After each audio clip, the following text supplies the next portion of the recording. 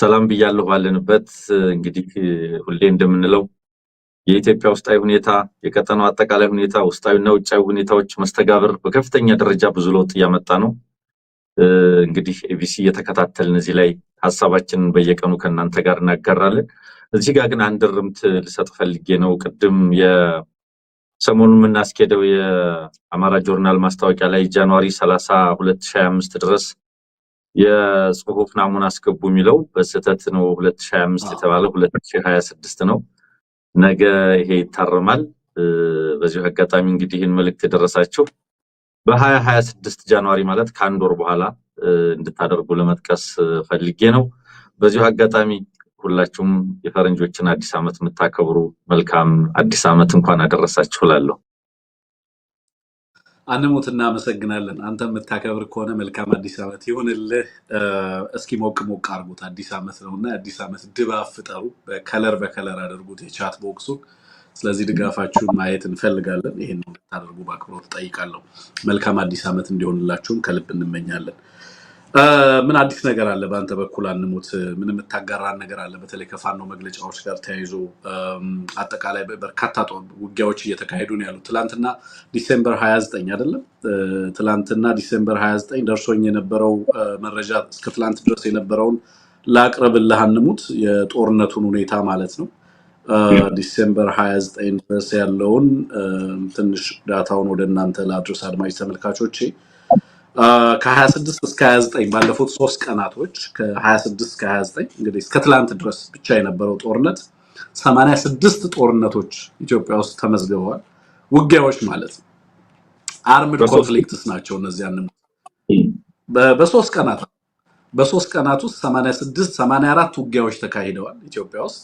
ከነዚህ ውስጥ 45%ዎቹ በቀጥታ ጦር 54% የሚሆኑት ከነዚህ ጦርነቶች ውስጥ በቀጥታ የመከላከያውን እና የመንግስትን ኃይል ኢንጌጅ ያደረጉ ናቸው። ምን ማለት ነው?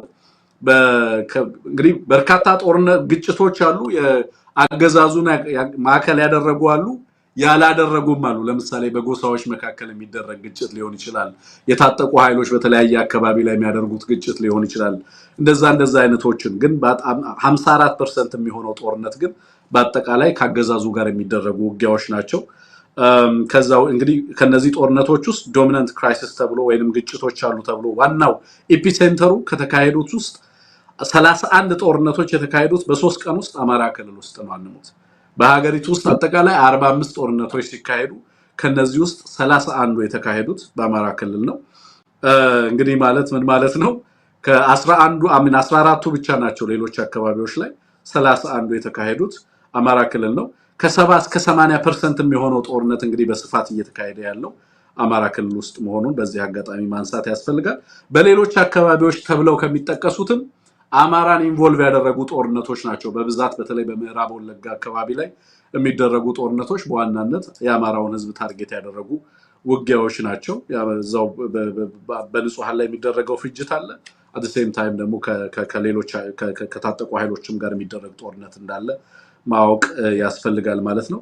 በጣም በበርካታ አካባቢዎች ጋምቤላን ጨምሮ በአጠቃላይ አፋር፣ ኦሮሚያ እና ትግራይ እና ተለያዩ አካባቢዎች ላይ እንደዚሁ በርካታ አይነት የተፈጸሙ ግጭቶች፣ ጦርነቶች፣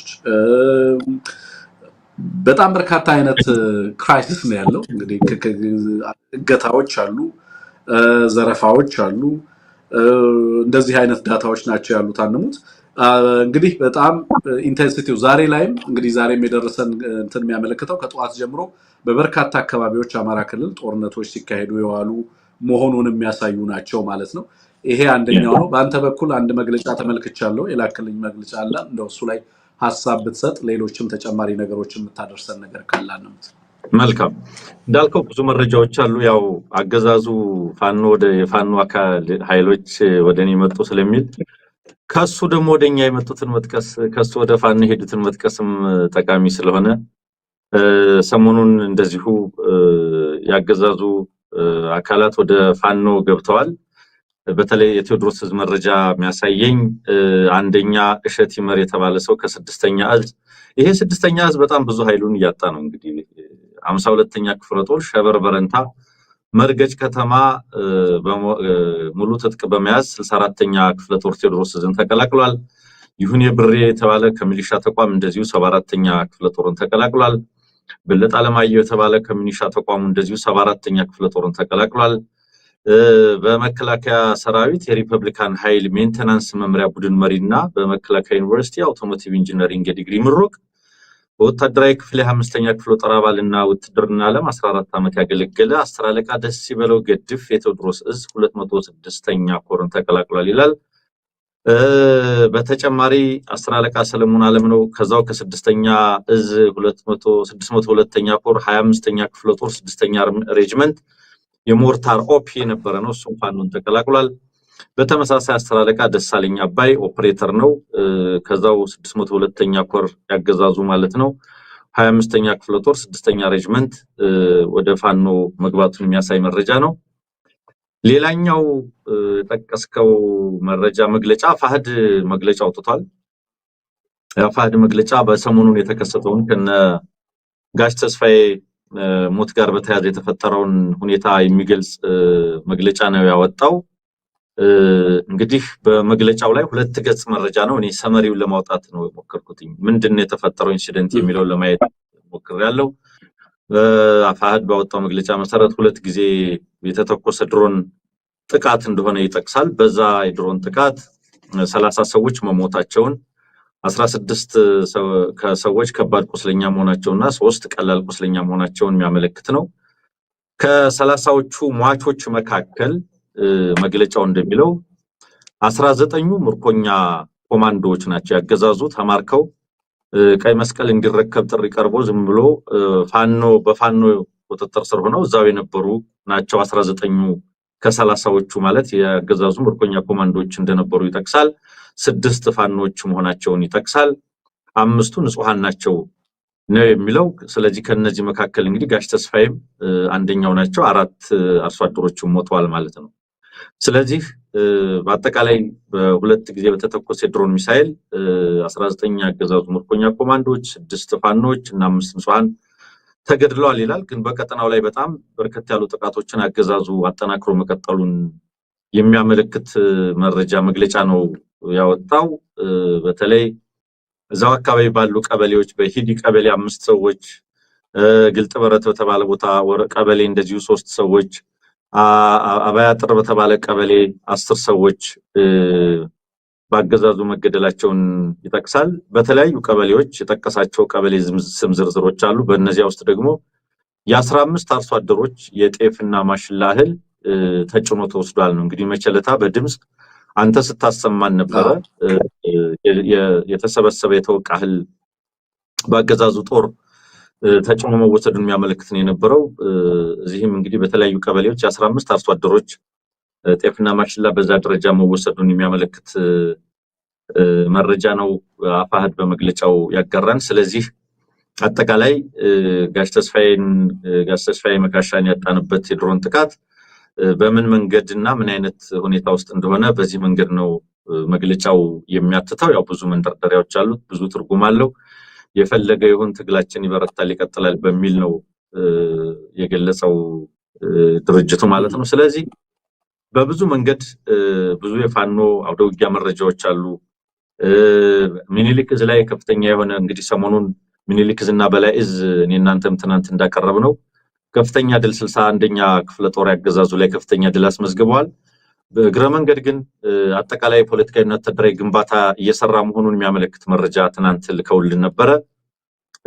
ስልጠና እየተሰጠነ ያለው የድርጅቱን ቀጠናዊ ትስስርና ፖለቲካዊ ግንባታ ሁኔታ፣ የሲቪል አስተዳደር መዋቅር አስፈላጊነትና ዘመናዊ የሰራዊት አደረጃጀትና ውህደትን በተመለከተ ስለ ድርጅቱ አሁናዊ ቁመናና አንድነት እንዲሁም አጋርነትና ትብብርን በተመለከተ የወታደራዊ አቅም ግንባታ እነዚህና መሰል ቀጠናዊና ዓለም አቀፋዊ ጉዳዮች ላይ ስልጠናዎች እየሰጠን ነው የሚል መግለጫም መረጃም አጋርተውናል። አውደ ውጊያዎች በተለያዩ ግንባሮች አንሙት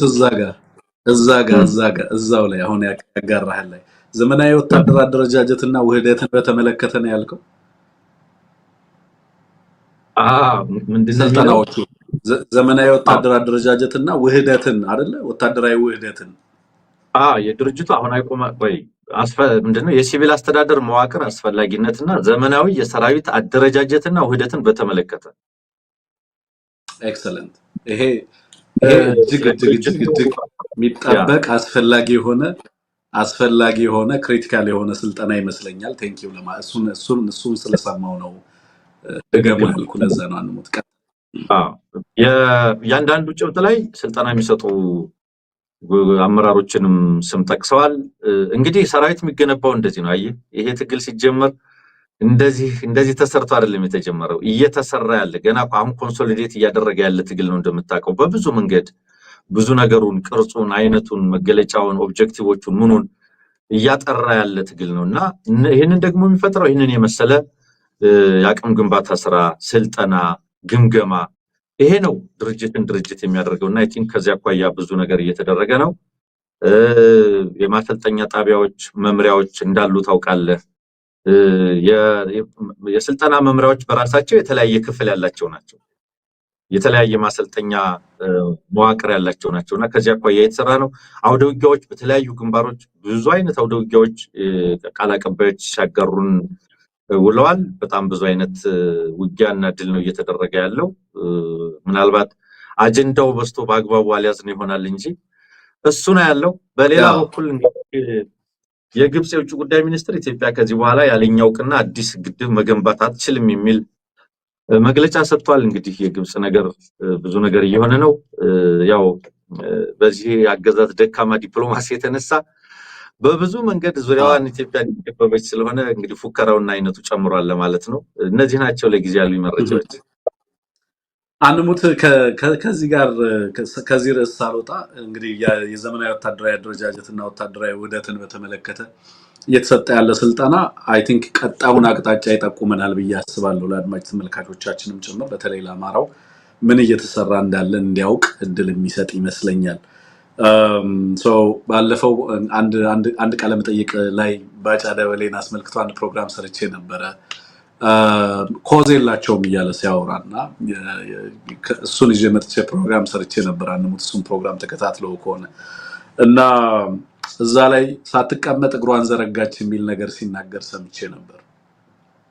እዝ እያሉ ኮማንድ እያሉ ጦር ያዋቅራሉና ሳይቀመጡ እግራቸውን ለመዘርጋት እየሞከሩ ነው ምናምን ነበር ሲል የነበረው ማለት ነው። አሁን እግሯን ከመዘርጋት አልፋ ዘመናዊ ወታደር አደረጃጀትና ስለ ወታደራዊ ውህደት እያወራች ነው በለው።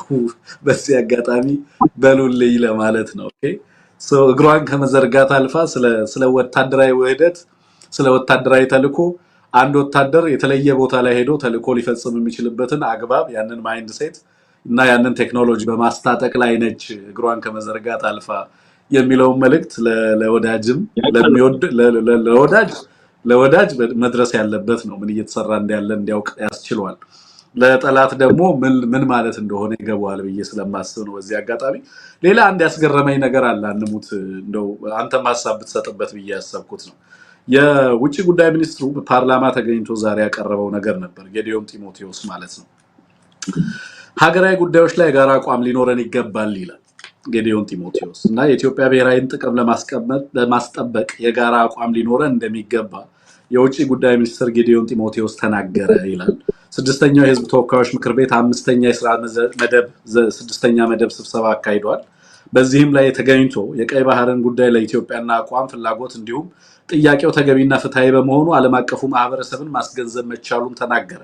ከዛ በኋላም ኢትዮጵያ የባህር በር ለማግኘት የጀመረችውን ጉዞ ይሳካ ዘንድ የሁሉም ርብርብን ይጠይቃል ይልና ይህ የወደብ የማግኘት ጉዳይ የመንግስትና የአንድ ፓርቲ ጉዳይ ባለመሆኑ ያሉንን ልዩነቶች ወደ ጎን በመተው ብሔራዊ ጥቅማችንን ማስጠበቅ ይገባናል ብለዋል ይላል። አሁን ይሄን ነገር ሳስብ ይሄን መልእክት ከሰማው በኋላ ያሉንን ልዩነቶች ወደ ጎን እንተው ሲባል ምን ማለት ነው ለኔ ምን ማለት ነው ለአማራ የሚለውን የጠየቁት አንሙት። ምንድናቸው ያሉን ልዩነቶች? እስኪ ወደ ጎን የምንተዋቸው እኛ አማራዎች ጉዳዮች ምንድናቸው ጥያቄ። እኛ እንተው ብንል ወደ ጎን ብንተው የሚተወን ጉዳይ ነው ወይ ያለንበት ሁኔታኛ? አንሙት አንተን እንደ አማራ ህዝብ ጠይቀሃል። እኛ ወደ ጎን ያሉን ልዩነቶች እንተዋቸው ብንል የድሮን ጥቃቱ ህዝባችንን ይተወዋል ወይ? እኛ ያሉን ልዩነቶች ወደ ጎን እንተዋቸው ብንል የዘር ፍጅቱ ህዝባችንን ይተወዋል ወይ? እኛ ያሉን ልዩነቶች ወደ ጎን እንተዋቸው ብንል በሚሊዮኖች ሀገር አልባ የተደረገው ወገናችን ኦኬ ሀገር ይኖረዋል ወይ? ቤት ይኖረዋል ወይ? ንብረት ይኖረዋል ወይ? ሰብሉን ጭምር ሳይቀር ከርሻ አጭዶ ከምሮ ወቅቶ ወደ ቤት ሲያስገባ የሚያስገባውን እህል ጠብቀው ነጥቀው ከአርሶ አደሮቻችን ላይ ሰብሉን ጭምር ጭኖ የሚሄድ አገዛዝ እኛ ብንተወው አርሶ አደራችንን ይተወዋል ወይ? 10 እና 11 እዛ አስገብቶ እየተተራመሰ ያለ አገዛዝ ንጹሃንን ባገኘበት ቦታ ሁሉ የሚጨፈጭፍ አገዛዝ እኛ ብንተወው ይተወናል ወይ? ከ10 እና ከዛ ሚሊዮን በላይ ያሉ ህፃናት ትምህርት አልባ ያደረገ አማራን በማንነቱ በእስር ቤት ያጎረ አገዛዝ እኛ ብንተወው ይተዋቸዋል ወይ? ወገኖቻችን ያሉን ልዩነቶች ምንድናቸው? ለኛና ለጌዲዮን ጢሞቴዎስ ምንድናቸው ያሉን ልዩነቶች? እኛ ስለ ብሔራዊ አጀንዳ በጦርነት መሃል ሆነን እንድናስብ እንገደዳለን ወይ? ምን ማለት ነው? እኛ ቤት ያለው እሳት እነሱ ቤት የለም ማለት እኛ እነሱ በሚያስቡት ጭንቅላት እንድናስብ እንገደዳለን ወይ? እንደዚህ ያለንበት ሁኔታ በራሱ ሰልፍ ቴሊንግ አይደለም ወይ? አንሙት በጦርነት ውስጥ ያለ ህዝብ ራሱን ከማዳን ውጪ ምን ሌላ ነገር ሊያስብ ይችላል ነው የኔ ጥያቄ። እነሱ የሚሉት ልዩነት ምንድነው? ወደ ጎን ሊተው የሚችለው ልዩነት ምንድነው? የኛ ቤት የታወጀ በአማራ ህዝብ ላይ የታወጀ ጥፋት እነሱ ጋር አልደረሰም ማለት ኦኬ አልደረሰም ማለት የአማራ ህዝብ ጥፋት ዲናይድ ሚካድ ነው ማለት ነው ወይ? ማለት ብዙ ጊዜ አቃለው ልክ ልዩነቱ ገባህ ዝም ብሎ የፖለቲካል ዲስአግሪመንት የለም። ለምሳሌ በምርጫው ሜይ 24 ይካሄድ ጁላይ 24 ይካሄድ በሚል እንዳልተግባባ ኃይል የዘር ፍጅት እንዳልታወጀ ሀገሪቷ ላይ የማያባራ እልቂትና ጦርነት ህዝብ ላይ እንዳልታወጀ አድርገው ልዩነታችንን ወደ ጎን እንተው።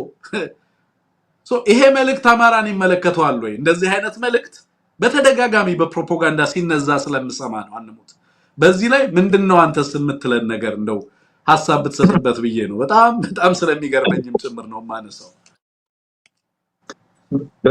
እንደው ዝም ብሎ ለአባባል የሚባል ካልሆነ በስተቀር ትልቁን ስዕል የሚመለከት ኢትዮጵያ ያለችበትን ሁኔታ የሚመለከት የኢትዮጵያ ፖለቲካ የተገነባው እንዴት ነው? 30 ዓመት በላይ ልዩነትና ጥላቻ ሲሰበክ የኖረበት አገር ላይ ልዩነት ዋነኛው የፖለቲካ ስርዓቱ ማጠንጠኛ ሆኖ ሲሰበክ በኖር አገር የፖለቲካ ልዩነት የፍላጎት ልዩነት የምናምን ልዩነት በመሰረታዊነት ልዩነት መኖር አለ መኖር አይደለም። ያስተሳሰብ ያመለካከት ልዩነት መኖር አለ መኖር የፍላጎት ልዩነት መኖር አለ መኖር ብቻ እኮ አይደለም። መተማመን የጠፋበት ስርዓት ላይ የተቀመጠ ሹመኛ መሆኑን ረስቶታል ማለት ነው። እዚህ ሀገር ላይ መተማመን የለም ብለናል አይደለም ደጋግመን። ትረስት እንደ ሀገር ትረስት ተሰብሯል። ትረስት ወይ መተማመን ተሰብሯል ከተማለት ምን ማለት ነው? ስልጣን ላይ ያለው አካል ወይም የፌደራል መንግስትና የክልል መንግስታት የሚባሉት መተማመን ስለሌለ ልዩነት ስላለ ብቻ አይደለም ከፍ ያለ ስቴጅ ነው ማወራ ያለው። መተማመን ስለሌለ እኮ ነው ልዩ ኃይላቸውን ይዘው ከቀጠሉ ይወጉኛል ብሎ ትጥቅ ሲያስፈታ የከረሙ። የፌደራል መንግስቱና ክልሎች ውስጥ ያለ የሩሊንግ ኤሊቱ መናጆቹ ሳይቀሩ በምን ደረጃ ነው ያሉት? ኢትዮጵያ ምን ላይ ነው ያለችው ዛሬና ነው ልዩነታችንን ወደ ጎን እንተው የሚባለው? ምን የጋራ ጉዳይ አለ አሁን ኢትዮጵያ ውስጥ? አገራዊ ጥቅም ብሔራዊ ጥቅም የሚባል ነገር አለ እንደዚህ ሀገር ላይ? መንግስትና ህዝብ ይተማመናል እንዴ? የኔ መንግስት ነው የሚል ህዝብ አለ እንዴ? የሃይማኖት ተቋማትና መንግስት ይተማመናል እንዴ? ተረኝነት ባዕዳንን አባረን እኛ ስልጣን ያዝን በሚባልበት ሀገር ላይ ልዩነትን መተው ማለት ምን ማለት ነው? ኢትዮጵያ ያለችበት ሁኔታ ያለንበት አጠቃላይ ፖለቲካዊ አውድ ኢኮኖሚያዊ አውድ ማን እየተባረረ ማን ሀብት እየተሰጠው ነው ያለው? ስለ የትኛው የጋራ ጉዳይ ልናወራ ነው? የማን ባህል እየተገፋ የማን ባህል እንዲለማ እየተሰራ ነው? የማን ቋንቋ እየተገፋ የማን ቋንቋ እንዲለማ እየተሰራ ነውና ነው? ኢትዮጵያ ምንድነው የጋራ ጉዳይ? አሁን በዚህ ወቅት ያለን ነገር ከስርዓቱ የሚመነጭ የጋራ ጉዳይ አለን ወይ?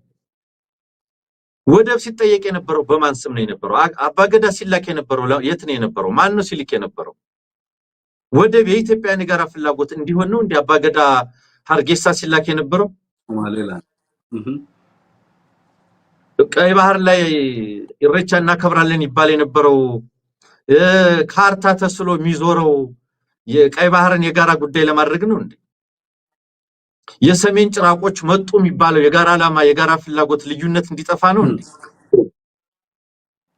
መጡባችሁ ስልጣናችሁን ሊቀሟችሁ ነው ስልጣንህን ጠብቅ እየተባለ ህዝብ ሲቀሰቀስ የነበረው የጋራ ጉዳይ ስላለን ነው እንዴ? ኢትዮጵያ ነጭ የለበሱና ጥቁር የለበሱ የሚስቁና የሚያለቅሱ ዜጎች ሀገር ሁና አገራቶን ብለን ደጋግመን አንስተናል።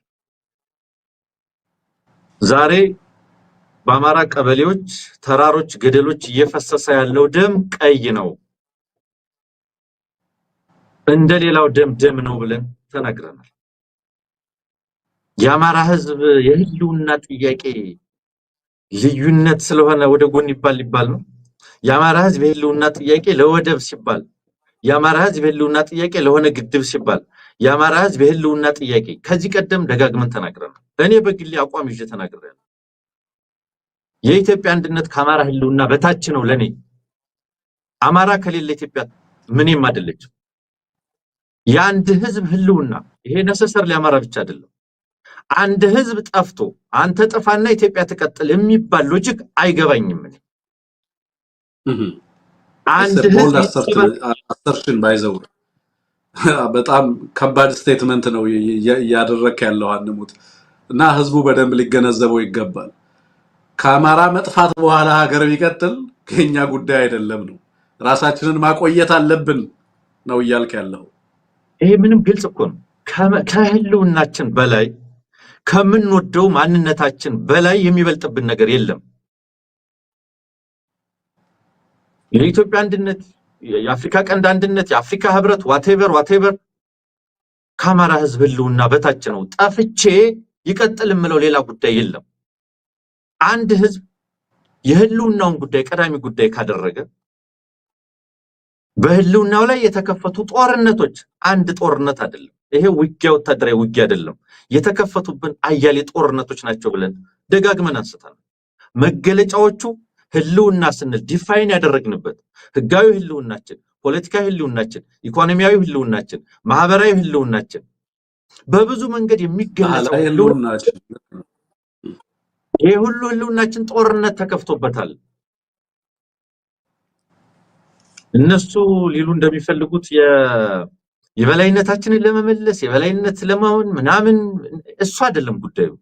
እየተገደልን እየተፈናቀልን በተቻለው መጠን ደግሞ በግልጽ ያገዛዝ አቋም እናጥፋቸው እንከፋፍላቸው ተብሎ ኢንቨስት እየተደረገብን ያለው ጠላት ሁሉ ከውጭ ተገዝቶ ከዚህ የሚቀድም አጀንዳ የለም።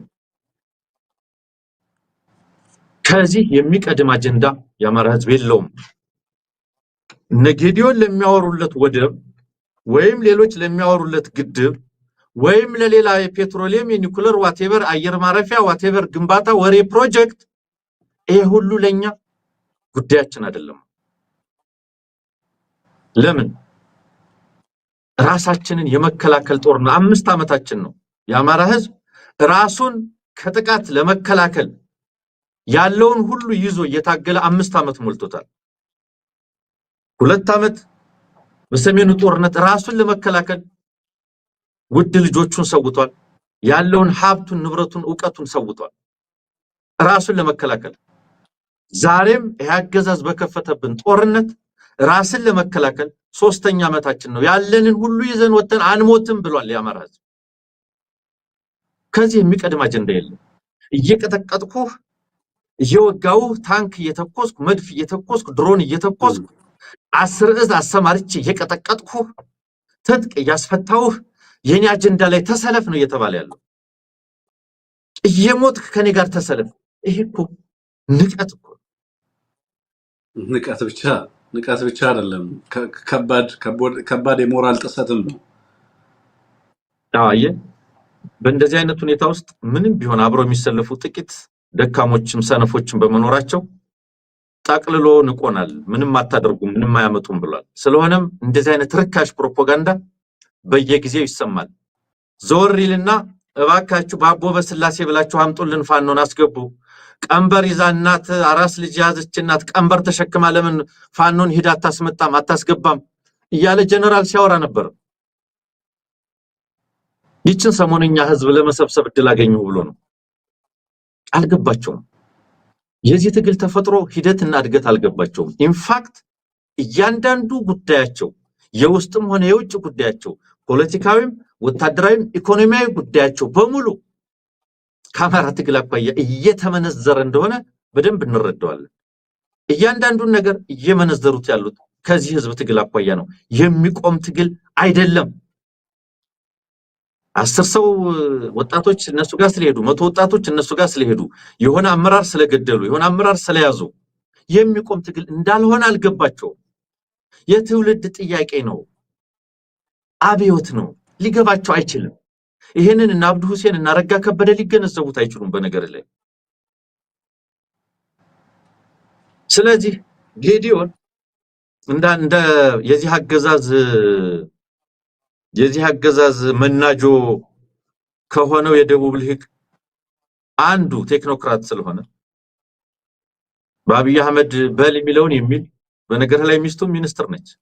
የጌዲዮን ጢሞቴዎስ ሚስትም የፍትህ ሚኒስትር ነች።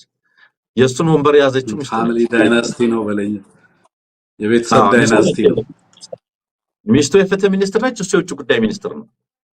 ከዚህ የተነሳ የደቡብ ኤሊት እንኳንስ ነባሩ ደህዴን እንኳንስ እንደነ ብርሃኑ በተቃውሞ ውስጥ የነበረው የደቡብ ልሂቅ እንደነ ጌዲዮን በአካዳሚክ ኤሪያ ላይ የነበረውም ልሂቅ በዚህ አገዛዝ ፌቨርድ ነው እንትን ተብሏል። አየህ፣ መናጆ ነው የተባለውን ያደርጋል በዚህ በሩሊንግ ኤሊቱ። ስለዚህ በል የሚባለውን ይላል፣ አድርግ የሚባለውን ያደርጋል። ኢንፋክት አብይ ራሱን የሚቆጥረው እንደ ውጭ ጉዳይ ሚኒስትር ነው። ሲፈልግ ነው የሚልከው ጌዲዮን። ስለዚህ ኢትዮጵያውያንን በአንድ ለማሰባሰብ የሚቻል አይደለም። ኢትዮጵያውያን ምን ላይ እንዳሉ መገንዘብ ያስፈልጋል። የኢትዮጵያ ከተሜ ምን ላይ ነው ያለው? የኢትዮጵያ አርሶ አደር ምን ላይ ነው ያለው? የኢትዮጵያ ሲቪል ሰርቫንት ምን ላይ ነው ያለው? አማራ ምን ላይ ነው ያለው? ትግሬው ምን ላይ ነው ያለው? ሶማሌው፣ ኦሮሞ ምን ላይ ነው ያለው? የጋራ ጉዳይ የሚባል ነገር በዛሬዋ ኢትዮጵያ የለም። መዋቅራዊ የሆነውን የቆየውን የልዩነት ገጽታ እናቆየው። በጋራ ሰንደቅ ዓላማ በጋራ ምናምን በምናምን የሀገር ሉዓላዊነት ብሔርና ጉርበትና ተመርጦ የሚሸጥበት ሀገር እኮ ነው። የደቡብ ሱዳን ታጣቂ ገብቶ እንደልቡ የጋምቤላን ህዝብ ሲጨፈጭፍ ቁጭ ብሎ የሚመለከት ሙቀቱ እሱ ጋር ስላልመጣ እሳቱ አማራ ነው መሬቱ ሰዱ የሚል አማራ ነው ድንበር እያለ የሚያስቸግራችሁ ተብሎ ሱዳኖች ኑና ያዙ ተብሎ ትግራይን በጎረቤት ሀገር በሌላ ጦርናና መታ ይያልክ ስለ ጋራ ጉዳይ ታወራለህ። ልዩነትን ያሉብን ልዩነቶች ወደ ጎን እንተው ትላለህ። አስቂኝ አገዛዝ ነው። አንድ ማፈሪያ የሆነ ኮሚሽን አለ። ኢትዮጵያ እየመከረች ነው ይላል። ኢትዮጵያ እየወደመች ነው። ኢትዮጵያ እየፈረሰች ነው። የሰው ልጅ ጭንቅላት ላይ ነው ሀገር የሚፈርሰው። ኢትዮጵያውያን ምን ላይ ነው ያሉት ዛሬ? ጥቁር የለበሱ በረሃብ እየሞቱ ያሉ ኢትዮጵያውያን ረሃባቸው የሚካድባት ሀገር እኮ ነች። ስለምን ጋር ልዩነት እናወራ? እየራበው ያለ ህዝብ አለ። ረሃቡን ማስታገስ የቅድሚያ አጀንዳው የሆነ ኢትዮጵያዊ አለ እና እንደው የተለያዩ ርዕሰ ጉዳዮቻችንን እንዳያበላሽብን አዎ አንሞት ልዩነቶቻችንን ወደ ጎን ትተን ሲል እኔ በጣም ስትራይክ ያደረገኝ ጥያቄ እንትንም ነው ላይክ ልዩነቶቻችን ምንድናቸው የሚል ጥያቄ ነው ራሴን የጠየቅኩት። በገዳይና በሟች መካከል ያለ ልዩነት እንዴት ወደ ጎን ሊተው? ጦርነት በታወጀባቸውና ጦርነት ባወጁ ኃይሎች መካከል ያለ ልዩነት ነው። አይደል አንደኛው በጦርነት እሳት ውስጥ በጦርነት ውስጥ የማያቋርጥና የማያባራ ኢንተርጀነሬሽናል ዋርፌር ተከፍቶበት ከትውልድ ትውልድ የሚሸጋገር ጦርነት ተከፍቶበት ራሱን ለማቆየት በከባድ ሰቀቀን ውስጥ ያለ ማህበረሰብና በሌላ መንገድ ራሴን አደራጅ የስልጣን ባለቤት ሆኛለሁ የሀገር ባለቤት ሆኛለሁ ብሎ ጦርነት በሌላው ላይ በሚያውጅ ኃይል መካከል ምን አይነት የጋራ አጀንዳ ምን አይነት ናሽናል አጀንዳን ይዞ መምጣት ይቻላል የሚለው ጥያቄ ነው። ቀደም እንዳልከው በጠገቡና በተራቡ ኃይሎች መካከል ያለ ልዩነት፣ በሚሞቱና በሚገድሉ መካከል ያለ ልዩነት፣ በሚያፈናቅሉ በሚያሳድዱና በሚሳደድ ህዝብ መካከል ያለ ልዩነት፣ ጦርነት በሚያውጅ ሀገርን ከሌሎች በነጠቀ አገዛዝና ሀገር በሌላቸው መድረሻና መውጫና መግቢያ ባጡ አንሙት ድንኳን ዘርግተው እንዲኖሩ ያልተፈቀደላቸው ዜጎች አዲስ አበባ መግባትና መግባት የሚችሉ አዲስ አበባ አትገባም ብለው የሚከለክሉና ለመግባት የተለየ መታወቂያ የሚያስፈልጋቸው ዜጎች በተፈጠሩበት ሁኔታ ውስጥ ልዩነታችንን ወደ ጎን ትተን በጋራ ስለ ቀይ ባህር ምናምን እንድናስብ እንጠየቃለን ማለት ነው። በትክክል እኛ የምንጋፈጠውን እውነት እነሱ ሊጋፈጡት የማይፈቅዱት ኢንፋክት ሊያዩትም የማይፈልጉት ስላንተ መከራ ሊጨነቅ አይፈልግም። ያ ስላለህበት ሁኔታ ምንም አይነት ቀደም እንዳልከው ኮናንሙት የጥቃቱ ባለቤት ነው ይሄንን የሚለው የፍጅቱ ባለቤት ነው ይሄንን የሚለው ትርክት በሺዎች የሚቆጠሩ የዲጂታል አርሚ ያሰማርቶ አንድን ማህበረሰብ ታርጌት ያደረገ ጥፋትና ትርክት በየለቱ ሲዘራ የሚውል ስብስብ ነው ይሄንን ጥሪ የሚያቀርበው። ፓርቲ ያደራጀ አማራን በትናለሁ ሀገር አልባ አደርጋለሁ እያለ በየቀኑ ሚዲያ ያቋቋመ አማራን ታርጌት ያደረገ እስር ቤቶች ኦቨርፍሎው እንዲያደርጉ በአንድ ማህበረሰብ እና ከዛ ማህበረሰብ በወጡ ከዛ ማህበረሰብና የዛ ማህበረሰብ አባል ናቸው የተባሉትን ሁሉ ወደ እስር ቤት የሚያገዛዝ ከተማን አንጋራም የሚል አገዛዝ ቀይ ባህርን እንጋራለን ይልናል። በሚሊዮኖች የሚቆጠሩ ልጆቻችን ትምህርት ቤት በማይሄዱበት ሁኔታ ውስጥ በርካታ ትምህርት ቤቶችንና ሚሊዮኖችን ከትምህርት ተርባ አድርጎ በዛም አማራን አደቀኩት እያለ የሚፎክር አገዛዝ የጋራ ፕሮጀክት እንዳለን አድርጎ ይሄንን ነገር ደግሞ ሲያነሳለት ተመለከታለህ። የአማራን ልሂቃን አስሮ ስለ ህዝባቸው ግድ የሚላቸውን ሁሉ አስሮ ሚዲያዎችን ዘግቶ አማራና የአማራ ምልክትን ያሳያሉ የሚላቸውን መንፈሳዊ ተቋማት ጭምር ሳይቀር ያወደመ ልሂቃንን ያወደመ መንፈሳዊና ታሪካዊ ቅርሶችን ያወደመ ደግሞ እዚህ ጋር ይመጣና ቀይ ባህርን በጋራ እንጋራለን ይላል።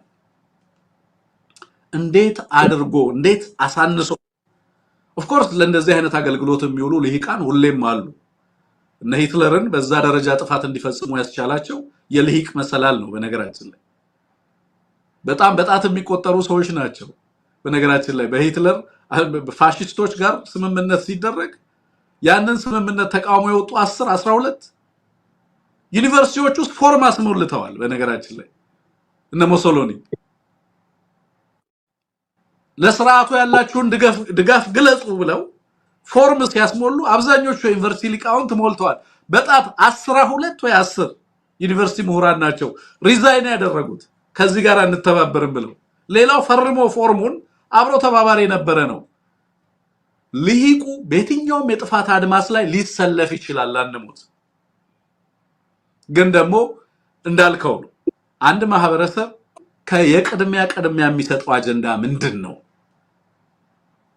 እኔ አትኖርም በመባልበት ሀገር ወጥቶ መግባት በተነፈኩበት ሀገር አርሶ አደራችን በየለቱ በሚደማበት ሁኔታ ውስጥ ስለ ብሔራዊ አጀንዳ ሊናገር የሚፈልግ ሰው በእኛ ግድያ በእኛ ጥፋት ላይ ሊሳለቅ የሚፈልግ ሰው እንደሆነና በዋናነት ያንተን እልቂትና ፍጅት ሊክድ የሚፈልግ ኃይል እንደሆነ በትክክል ልትገነዘብ ይገባል። ስለዚህ የቆምክለት ዓላማ አንተ ብትተዋቸውም ሊተውህ የማይችሉ ጠላቶች ህዝባችን ቢተዋቸው የማይተውት ሰላም ቢፈልግ ሰላም የማይሰጡት ህክምና ቢፈልግ ህክምና የማይሰጡት ትምህርት ቢፈልግ ትምህርት የማይሰጡት ማዳበሪያ ቢፈልግ ማዳበሪያ የማይሰጡት ያለ ማዳበሪያ ቢያመርት ምርቱን የሚነጥቁት እጅግ የከፉ ዛሬም ድረስ እኔ እናንተ እንኳን አንሙት በዚህም ፕሮግራም እየሰራን የድሮን ድብደባ አማራ ክልል እየተካሄደ ነው ያለው። ቅድም ያወራልኝ እኮ መግለጫ ከ30 ምናምን በላይ ንጹሃን ተገደሉ የምትለኝ እኮ የዛሬ ዓመት ታሪክ አይደለም እኮ ትናንትናና ዛሬ እየተፈጸመ ያለ የድሮን ድብደባ ነው። ለምንድን ነው በድሮን የሚመታው ህዝባችን? ከድሮን ድብደባ ከዘር ፍጅት በኋላ ልንጋራ የምንችለው ብሔራዊ አጀንዳ አለ። ስላቅ ነው። የክፍለ ዘመኑ ስላቅ ነው። ራስን ለመስደብ ካልሆነ በስተቀር በዛ ደረጃ አይ ቲንክ ልንደናቆር የምንችልበት ሁኔታ አለ ብዬ አላስብም ማለት ነው። ኤኒዌይ ይሄን ነገርና እንደዚህ አይነት ነገር ሲናገሩ የስ ከዚህ ሁሉ ከጦርነቱን ወደ ጎን ትተን ስለ ወደቡ እናውራ ደግሞ የሚሉ ልሂቃኖችም ስላሉ ብዬ ነው አንሙት ማለት ከኛው ማህበረሰብ ውስጥ የወጡ የወገኖቻቸውን ፍጅት የካዱ የህዝባቸው ህመማቸው ያልሆኑ ከህዝብ የተነጠሉ ዘርና ወገን የሌላቸው ባዕዳን አሉ በእኛ ውስጥ ማለት ነው። የዚህ አጀንዳ ተሸካሚ የሆኑ ሆስቶች አሉ። የእንደዚህ አይነት ክፉ አጀንዳ ተሸካሚዎች ይሄንን የትውልድ ጥያቄ የግለሰብና የቡድን ማድረግ የሚፈልጉ የዚህን ህዝብ ተጋድሎ ለተወሰነ ቡድን መስጠት የሚፈልጉ ትግሉን ሙሉ ለሙሉ ሸጠው ከጠላት ጋር መሰለፍ የቋመጡ ማለት እድሜ ልካችንን የምንታገላቸው እና እንዳይሳካላቸው የምናደርጋቸው ኃይሎች ማለት ነው። እና የዚህ አጀንዳ ተሸካሚ ሆነው ወይንም አራጋቢ ሆነው ልትመለከታቸው ትችላለህ ማለት ነው። እና ህዝቡ ግን ማወቅ አለበት ይሄ አጀንዳ የኛ ህዝብ አጀንዳ አይደለም። የኛ ህዝብ አጀንዳ በመሰረቱ ቤዚክ ሴፍቲ የለውም። ቨልነራብል ነው፣ ተጋላጭ ነው። ረሃብ ያጠቀዋል፣ በሽታ ያጠቀዋል፣ ድህነት ያጠቀዋል፣ ጦረኝነት ያጠቀዋል፣ ግድያ ያጠቀዋል፣ ትምህርት አልባነት፣ ዕውቀት አልባነት፣ ሁሉም አይነት የጦርነት አድማስ የተከፈተበት ህዝብ ነው። ቅድሚያ ራሱን ማቆየት ነው የቅድሚያው። ሌላ ነገር ውስጥ ገብቶ መመጻደቅ ይሄ እሱ አጀንዳ አይደለም። ወደ ጎን የምንተወውና ማንተወው ጉዳይ አለ። እኛ ራሳችንን ወደ ጎን ልንተው ነጋችንንና ተስፋችንን ወደ ጎን ልንተው አንችልም። እነሱ ወደ ጎን የሚተውት ጥቅምና ሌሎች ጉዳዮች ካሉ እነሱ ወደ ጎን ትተው አብረው መሰለፍ ይችላሉ ነው። በዛ ደረጃ ሊገለጽ ስለሚገባው ይሄንን ነገር በዛ ደረጃ እናስቀምጠው ብዬ ነው። አንሙት ወደ ሌላኛው ጉዳያችን እንለፍ። ፕሪቶሪያን በተመለከተ ፕሪቶሪያ ጦርነት አዋልዷል የሚል ነገር ነው ጌታቸው ሲናገር የነበረው። እንግዲህ ይሄ ነገር አዲስ ነገር አይደለም። አንሙት አዲስ ነገር አይደለም። በተደጋጋሚ ሲባል የምንሰማው ነው። ተጽፏል በተደጋጋሚ በተለይ ደግሞ የምዕራባውያን ሚዲያዎች አማራ ክልል ላይ ታውጆ የነበረውን ጦርነት መጀመሪያ ላይ ፍሬም ያደረጉበት አግባብ በተለይ ከዛ ሐሳብም የዚህ ትርክትም ኤክስፖርት የሚያደርጉት ከሆነ ቡድን ከሆነ ሊቅ ስለሚነሳ እንደዚህ አይነት አስተሳሰብ ያንን ነገር በስፋት ምዕራባውያኑ ሲሸጡት እናስታውሳለን። በኋላ ላይ ግን በጣም ዲስፒዩት ተደርጓል ማለት ሰክሰስፉሊ ዲባንክ ተደርጓል። ቻሌንጅ የተደረገ በጣም ምን ለማለት ነው ብዙ ተቃውሞ ብዙ ክርክር የተነሳበት አጥጋቢ ምላሽም ተሰጥቶበታል ብዬ ማስበው ጉዳይ ነው። ግን ደግሞ ደጋግሞ የሚነሳ ጉዳይ ስለሆነ እንደው ምናልባት ዛሬም ሐሳብ ልንሰጥበት ይገባል ብዬ ስላሰብኩኝ ነው። በእርግጥ አማራ ላይ ጦርነት እንዲያውጁ ፕሪቶሪያን እና አብይ አህመድ እንደ ፕሪቴክስት ተጠቅመዋል። ምንም ጥያቄ የለውም። አማራ ላይ ጦርነት ለማወጅ ተጠቅመውበታል። አማራ ግን በፕሪቶሪያ አክሩፎ እና አብይ አህመድ ላይ ያወጀው ጦርነት አለ ወይ የሚለውን ነገር እንድናነሳ ነው የፈለኩት። አንሙት ይሄንን ንግግር መጀመሪያ እንስማና ከዛ በኋላ ያንተን ሐሳብ እንስማ። መጀመሪያ ንግግሩን አሰማን ቴክኒሻናችን። ከፌደራል መንግስት ጋር ግጭት ውስጥ የገባው ፕሪቶሪያ ተፈረመ ብሎ ነው። ምንም ጥያቄ የለውም። ይሄ በግልጽ የያዙት አቋም። ኦኬ መልካም እንግዲህ ይሄ በግልጽ የያዙት አቋም ነው ይላል። አማራው ማለቱ ነው አይደለም? አዎ። የትኛው አማራ ፕሪቶሪያ ተፈረመ ብሎ ጦርነት እንደጀመረ ጦርነት አነሳ ነው የሚለው። እኔ እዚህ ውስጥ በጣም ብዙ ነገር ነው በነገር ላይ አዎ፣ እዚህ ውስጥ በጣም ብዙ ነገር ነው። አንደኛ የአማራውን ጥቃት መካድ ነው። አማራ ሲደርሱበት የነበሩ ጥቃቶች ሲፈጸሙ የነበሩ ጥፋቶች አማራው ላይ ሲደርሱና የደረሱ የነበሩ ሁኔታዎችን በሙሉ መካድ ነው። አማራው ለትግል የሚያበቃ ኮዝ የለውም ብሎ መካድ ነው። ኢንፋክት ራሱ ሲናገራቸው ከነበሩ ንግግሮቹ ጋር ሁሉ የሚጋጭ ነው። ትግራይን ያዳክማል፣ አማራን ያዳክማል። ከዛ በኋላ ኢሳያስን ለመውጋት ታንክ እየነዳ አስመራ ይገባል፣ ቀይ ባህር ላይ ሰንደቅ ዓላማ ተክላለሁ ብሎ ከዛ በኋላ ይዘመርለታል ብሎ ሲናገር ነበር። አማራውን የማዳከም ትግራዩን የማዳከም ኤርትራን የማዳከም ዓላማ ያለው አገዛዝ መሆኑን እሱ ሲነግረን ነበር። ዛሬ ግን አማራው ወይም ፋኖ ትጥቅ ጀምረው ለምን ፕሪቶሪያ ተፈረመ ብሎ ነው። እዚህ ላይ ምንም ጥያቄ የለውም ነው የሚለው። ይሄ ደግሞ ትግራይ ላይ ጦርነቱን ለማስቀጠል ትግራይን ካላጠፋው ብለው ነው ከሚል እምነት የሚነሳ ነው። አንደኛ ፋኖ የትግሉን ኮዝ በግልጽ አስቀምጦታል። ለጦርነት የጠራን አገዛዝ ሲሉ ነበር እነሱ። እኛስ ሰልፍ ዲፌንስ ነው። ጌታቸው አባል የነበረበት ድርጅት እና ኃይል አማራን ስለወረረ ወደ አማራ ስለተኮሰ ሌላ ሁሉ ቀርቶ ያንን በማድረጉ መዋጋት ነበረብን። አማራው ተዋግቷል።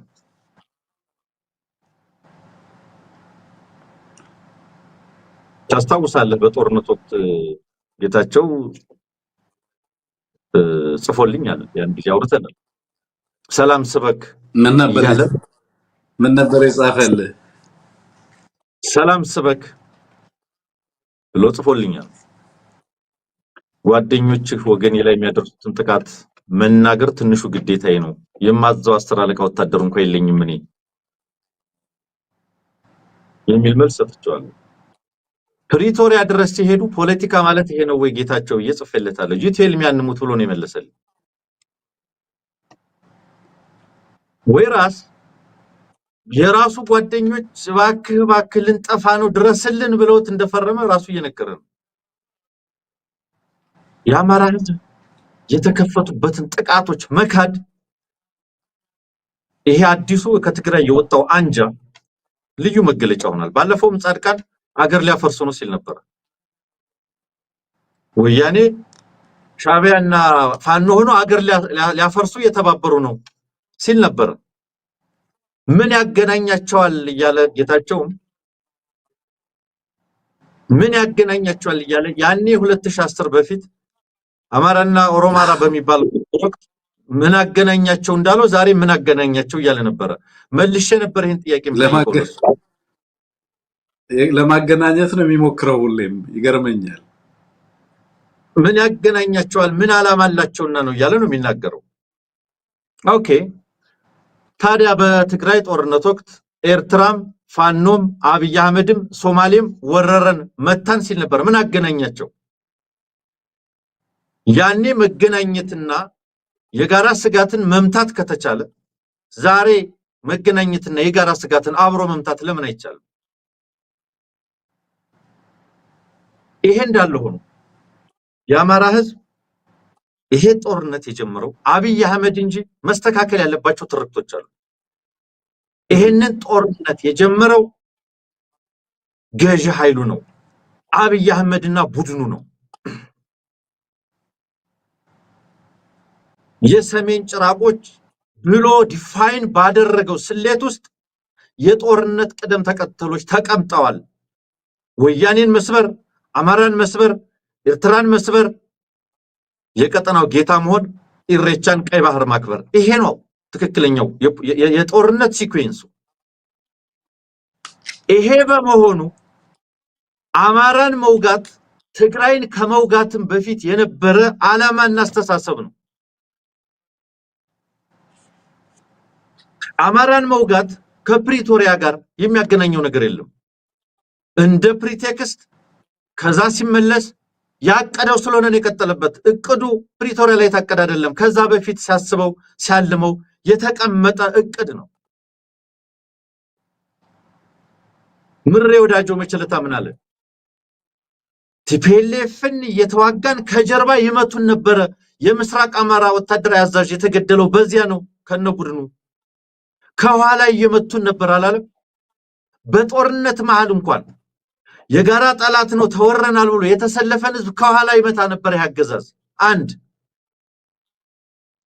ከትግራይ የወጣ ነው ፋኖን ለማስተንፈስ ነው ብለውናል ብለው እነ ሚልኬሳ አልነገሩንም እንዴ? 2000 ኦሮሚያ ካድሬ ሰብስበው ይሄንን ፋኖ የሚባለውን ኃይል ለማስተንፈስ ከትግራይ ወጥተናል እስከ ደብረ ሲና ድረስ ስበነዋል አላሉም ወይ? ከፕሪቶሪያ በፊት ይሄ እኮ መቼና መቼ እኮ ነው። ይሄ ጦርነት በዓላማቸው ራሱ በገዢ ቡድኑ ዓላማ ደረጃ ከመዘነውም አማራን እንዘምታለን እኮ ብሏል ብርሃኑ ጁላ። ለእነ መሳይ መኮንን አልተናገረም እንዴ? እንዘምታለን፣ እንወጋቸዋለን። ለምን? የማይገዳደር ስልጣንን ቀና ብሎ የማይመለከት የሰሜን ኃይል ፖለቲካል ሴንተሩ ከሰሜን ወደ ደቡብ የፓራዳይም ሽፍት አምጥቷልና ከዚህ በኋላ ከዚያ ቀጠና የሚመጣ የሚነሳ ተገዳዳሪ እንዳይኖር መስበር አለብን የሚል ዓላማ ከተቀመጠ እኮ ቆይቷል። የሴምና የኩሽ የሰሜንና የደቡብ ትርክት ስንት ጊዜው ነው? ይሄ ጦርነት ፕሪፕላንድ ነው። በዚህ አገዛዝ ቀድሞ ታስቦ ታቅዶ የተቀመጠ ነው።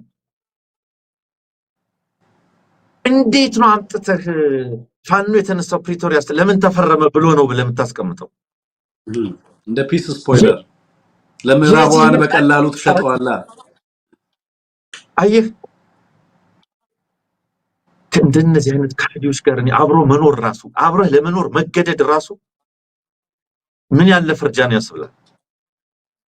ይሄ ህዝብ በየወረዳው የተቀመጠ የሁሉ ተፈናቃይ ደብረ ብርሃን፣ ደቡብ ወሎ፣ ምንጃር፣ ጎጃም፣ ጎንደር ይሄ ሁሉ ተፈናቃይ ጌጥ ነው።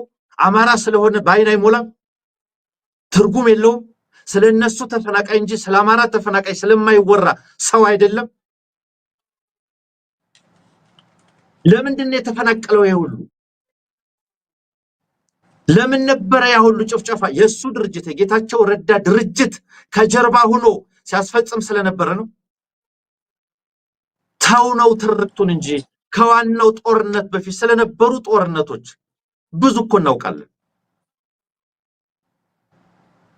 እና ያ ሁሉ የወለጋ ጭፍጨፋ ጌጥ ነበረ፣ አያስነሳም ለትግል። ያ ሁሉ የመተከል ጭፍጨፋ፣ ያ ሁሉ ኦሮሚያ ላይ መፈናቀል ለነጌታቸው ረዳ ለትግል የሚያስነሳ ጉዳይ አይደለም።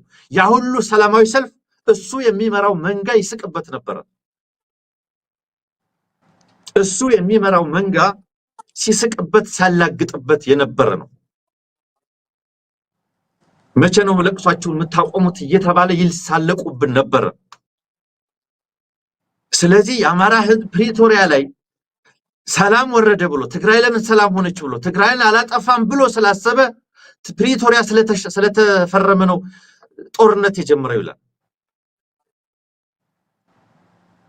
የራሱን ወንድሞች ወገኖች አብሯቸው ተሰልፎ ብዙ ነገር የሆኑትን ሰዎች የካደ ሰው የአማራን ህዝብ ትግል ምክንያት ኮዝ ሂደት እንዲቀበለው አልጠብቅም። በግል አሳፋሪ ስለሆነ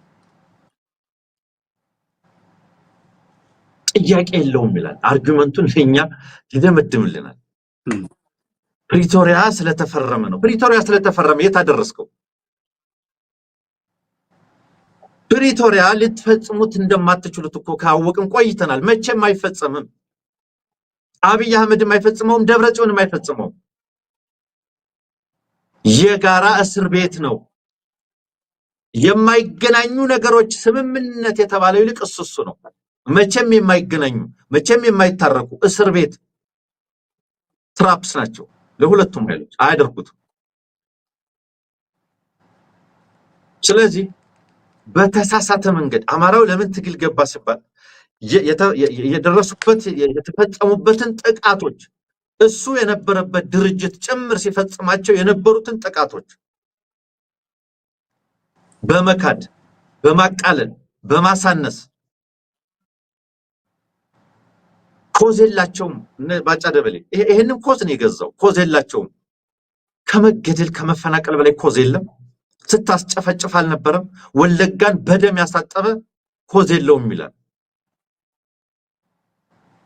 በአማራዎች ጭፍጨፋ ላይ ሲቀልድ የነበረ ሁሉ ኮዝ የለውም ይላል። ስምምነት ተፈረመ ብሎ ትግል ገባ ይላል። በየወረዳው ዛሬ የሚያለቅሱ የሚራቡ አማራዎች ደብረ ብርሃን እኮ 3 መጠለያ ጣቢያ እኮ ነው ያለው።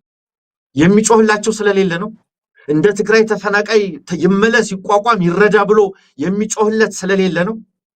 ምዕራብ ጎጃም 300 ሺህ ተፈናቃይ አልመጣም ከወለጋ ከመተከል ከሌላው። ይሄ የሚጮህለት ስለሌለ ነው። ለነዚህ ወገን ስለሌላቸው ነው።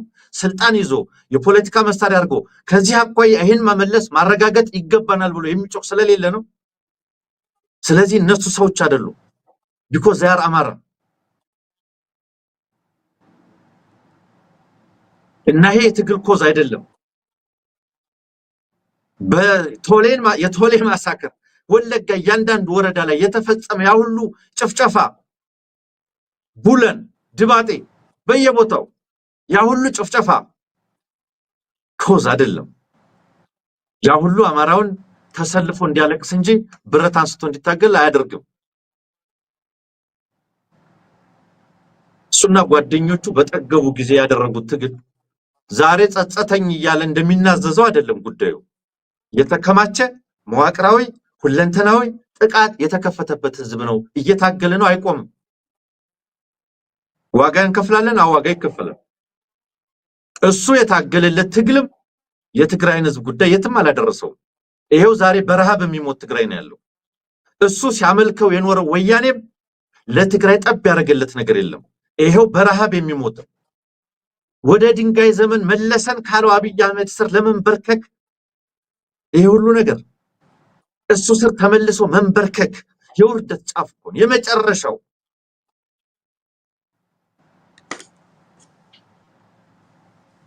ስለዚህ ይሄ ትርክት የጨቀየ ትርክት ነው። ፕሪቶሪያችሁን ፈጽሙና አሳዩ፣ አድርጋችሁ አሳዩን ከቻላችሁ። ከአማራ ጋር ግን አታላከው። ከአማራ ጋር ግን ማላከክ የትግል ምክንያት ማድረግ አይቻልም። ትግራይን ለማጥፋት ፕሪቶሪያ ተፈረመብኝ ብሎ ጦርነት ጠበንጃ አነሳ ያለውን አማራ መልሶ ደግሞ ከቲፒኤልኤፍ ጋር በመተባበር ይከሰዋል። ምን አገናኛቸው ይላል። ፕሪቶሪያ ላይ ተፈረመ ብሎ ጠበንጃ ካነሳ እንዴት ቲፒኤልኤፍን ሳልጨርሰው ብሎ ከሆነ አማራው ትግል የጀመረው ዛሬ በሁለቱም እንዴት ይከሰሳል ነው ሎጂካሊ እንዴት ሊጣረስ እንደሚችል ነው አንድሙት እያነሳ ያለው። ማለት በአንድ በኩል ለምን እዛ ያለው ኃይል አልጠፋም ብሎ አማራው ጦርነት ጀመረ ትላለ፣ በሌላ በኩል ደግሞ እዛ ካለው ኃይል ጋር እየተባበረ ነው ብለ ደግሞ ትከሳለ። ለምትፈልገው ዓላማ ነው እያንዳንዱ ፕሮፓጋንዳ የምትሸጠው ማለት ነው አይደል? እንደየኦዲየንሱ ይለያያል የምታወራው ነገር። ብዙ ትግሎች ተደርገዋል በአፍሪካ ውስጥ በጣም ትክክለኛ በጣም ሐቀኛ ምናልባትም የዘገየ ትግል ማለት የአማራ ትግል ነው። የዘገየ ትግል ግፍን ተሸክሞ የኖረ ህዝብ።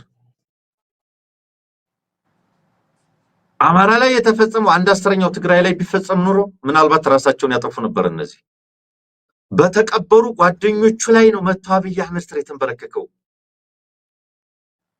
ግንባራቸውን ተብሎ በተገደሉ ጓደኞቹ ፊት ነው መጥቶ አብይ አህመድ ስር የተንበረከከው። and this guy ስለ አማራ ፖለቲካ ያወራል። እዛው ጣጣህን ጨርስ፣ እዛው ጓዳህ ሄድና ከጓደኞች ጋር ጨርስ። ጻድቃን ገብረትንሳኤ ጌታቸው ረዳ ይባላል። ሄድና እዛው ያስፈጀኸውን ወጣት ጉዳይ ጨርስ። ያን ሁሉ ወጣት ካስፈጀህ በኋላ ስዩም መስፍን እና ባይጻየን ግንባሩን አስብለህ ካስጨፈጨፍክ በኋላ መተህ ትንበረከካለህ። ዘር አጥፊ ነው ካልከው ጋር ወደ ድንጋይ ዘመን መለሰኝ ካልከው ጋር መተህ ተንበርክከህ ታገለግላለህ። ኤንድ ወደ አማራ ታሽሟጥጣለህ። ዛሬ ሪሊ ነውር ነው። አብይ አህመድን ለማስደሰት አዲስ አበባ ላይ ለመኖር ዋስትና ለማግኘት በዚህ ደረጃ መቀላመድ ግዴታ አይደለም። ቢያንስ ከጉዳይ ጋር ይጨርስ። ፕሪቶሪያን ፈጽሞ ያሳይ እስቲ። ዝም ብሎ ሌላውን ይቶ ስለ ፋኖ ትግል ፋኖች አሉለት። የአማራዎች ጉዳይ አማራዎች አሉለት። የአፍሪካ ቀንድ ጉዳይ አማካሪ አይደል? እስቲ የቀንዱን ጉዳይ መላይ በለው። የሶማሌላንድን መላይ በለው፣ ጅቡቲን መላይ በለው፣ ግብጽ መተወሮታል። ኤርትራን መላይ በለው፣ ሱዳንን መላይ በለው። ይኸው ያቦካው ነው። አማካሪ አይደለ እንዴ? መላጣው እንጂ ብዙ የቤት ስራ አለበት። ስለ አማራ መጥቶ መወሽከት አይገባውም። አሁን አዲስ ታይም እንደ የአብይ አህመድ አገልጋይ እንደመሆንም ከበቂ በላይ የቤት ስራ አለበት።